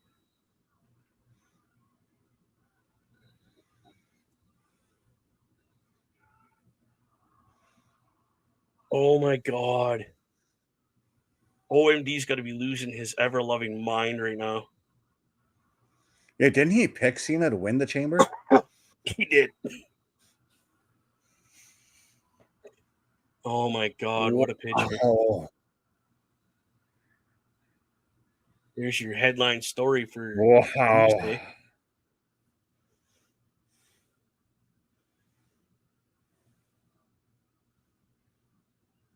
Cody's busted.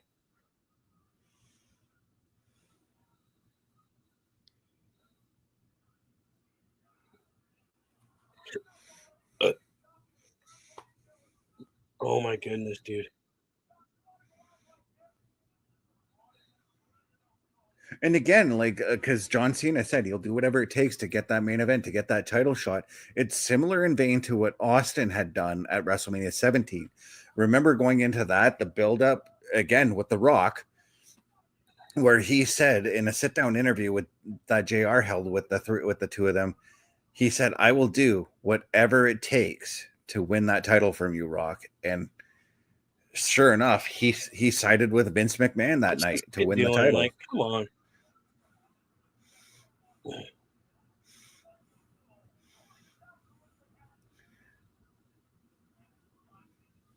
This guy doesn't need to be anywhere near what's going on right now.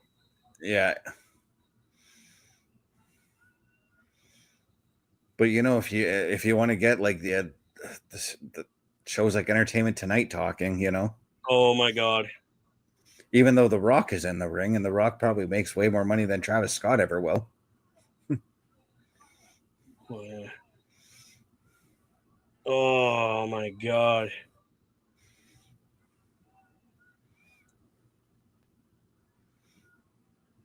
What's he doing now? Bulkster, I didn't say no, but Bubba said no.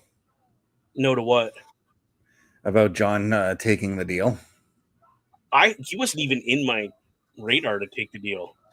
No, I thought it would have been Punk, to be honest with you, because I had this thought of Punk just doing a complete 180 on his character and just getting booed out of the building, just like we're getting with John Cena right now. Like, holy cow. None of us seen this coming. Oh my God.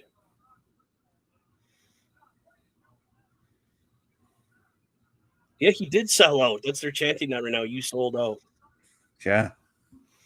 Wow. There's a part of me that wishes that every single one of us with the Turnbuckle affiliation program were on here live just reacting to this right now, because I am so curious about what Parrish is thinking about this. I want to know what OMD is thinking about this. I want to know what Carl's thinking about this. Wow. And I know that we're gonna get Parrish's reaction to this tomorrow, 12:15 Eastern, or 12:15 Eastern for the Chris Parrish podcast. Yeah, I'm still gonna do shills while we're witnessing history in the making right now.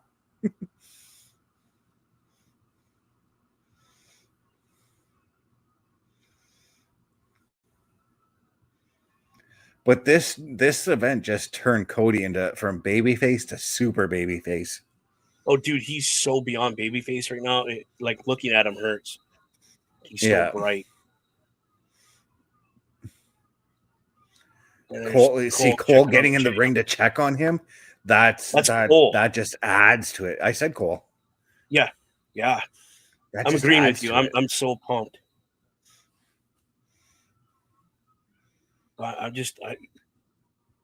Bro, I did not see this happening at all. I now get it. I now get why they had this, because I was thinking, if they're ending the pay-per-view on a promo, something gigantic is going to happen. Yep, you weren't wrong. Wow. I mean, talk about bell to bell. All 4 matches did what they were supposed to do. Both both the opening and ending segment had something explosive happen, with Jade Cargill making her return earlier tonight, and now John Cena doing what he just did. Turning heel. Yeah. John Cena. Jesus the face Christ. of the company. The not even the face of the baby face of the company. Yeah. A guy that said, I will never go heel. Just went heel. And here's the other thing, and it makes sense too, because John Cena went Hollywood, as did The Rock. It all comes together. It all does the full circle. And again, I called Cena going heel, but I didn't call it this way. I had no idea this was going to happen. But the way he finished the Royal Rumble and then came into the interview, like the interview after the show, and was like, I'm not answering questions. I have a statement to make, and I'm leaving. And he's like, I'm calling it right now. I've been with this company and done everything for this company. No questions asked. Didn't ask for a favor. I'm getting it my favor now. I deserve this. I've earned this. I'm going to the chamber, and got up and left. And I said, that's the start of him turning heel right there. I called it. Yeah, I'm literally I literally just had to switch over to YouTube to turn on the post show, because something's got to be said there. Hold on, let me get my shit back up here, because I love having this double screen thing. I gotta get OMD set up like this so that he can hear in his ear. That's us. Where is WWE? And that's speaking of the double screen thing, that's exactly what I'm thinking about doing. Is eventually I'm going to look into a pair of Bluetooth headphones so I can listen to the commentary on my phone while we watch the show. Yeah, but I mean, you've heard all of our thoughts for the rest for this whole show. I would like to give a shout out to Throwback. I'm sorry I don't have your socials, but follow him, Roundtable Wrestling Podcast, I believe. I should have messaged. I'll message him next time and we'll add them. He's in the chat right now. He's in the chat. Throwback, throw up where people could find you in the chat, and I'll put it up. People want to find me. Y'all can find me live tomorrow night on YouTube. Bubba OMD. Check me out there. Check me out on Twitch too. I do a lot of single gameplay there. It is Boar's Nest with Bubba Duke. Catch me there all the time. Best, where can people find you? He's lagging now. I'll do it. No big deal. If you get it up there. Well, before you can find me, we mentioned the energy drink that sponsors me, so I'm going to throw it up right now as well. Go ahead. I'm lagging. Yeah, I'm lagging. You are lagging a little bit. I'll take care of it. Ladies and gentlemen, go to swiftenergy.gg. Use promo code CBRS Gaming to get your 25% off your entire order. That sounds great to me, people. Let's go there. Check that stuff out. It's not an energy drink. It's not a Monster. It's not that kind of energy drink, but it's like a boost your metabolism, boost your energy naturally kind of stuff. You want to check out Mr. Best when he does his shows? Check out linktr.ee/Chris_best83. He does let's go through there's counter you can see too later probably. There's Monday night Raw. There's Wednesday night PlayStation Showcase. There's Friday night at the security detail for SmackDown. Then he does a thing for PlayStation on Saturday night as well. The man is busy. And here's some stuff for where you can find Throwback 978 is his nice stuff here. If you have to, ladies and gentlemen, pause the video when we're done. Get his socials. He does Roundtable Pro Wrestling Podcast, so check that out. I personally am going to be checking it all out as well. Thank you again, Throwback. It was wonderful to have you on the show for my first time. It was very informative. Keep doing what you do, my friend. It is very awesome. Best, are you back with us, or should I end the show? I think he lagged out completely. So you know what, ladies and gentlemen, on behalf of Mr. Best and myself, thank you for joining us for the Elimination Chamber. This was an amazing Elimination Chamber period. If you have a minute, check out YouTube WWE. They're doing a post-show and probably some interviews from people in the show. Again, I'd like to say thank you for stopping by, everybody. We love you, and we'll see you soon.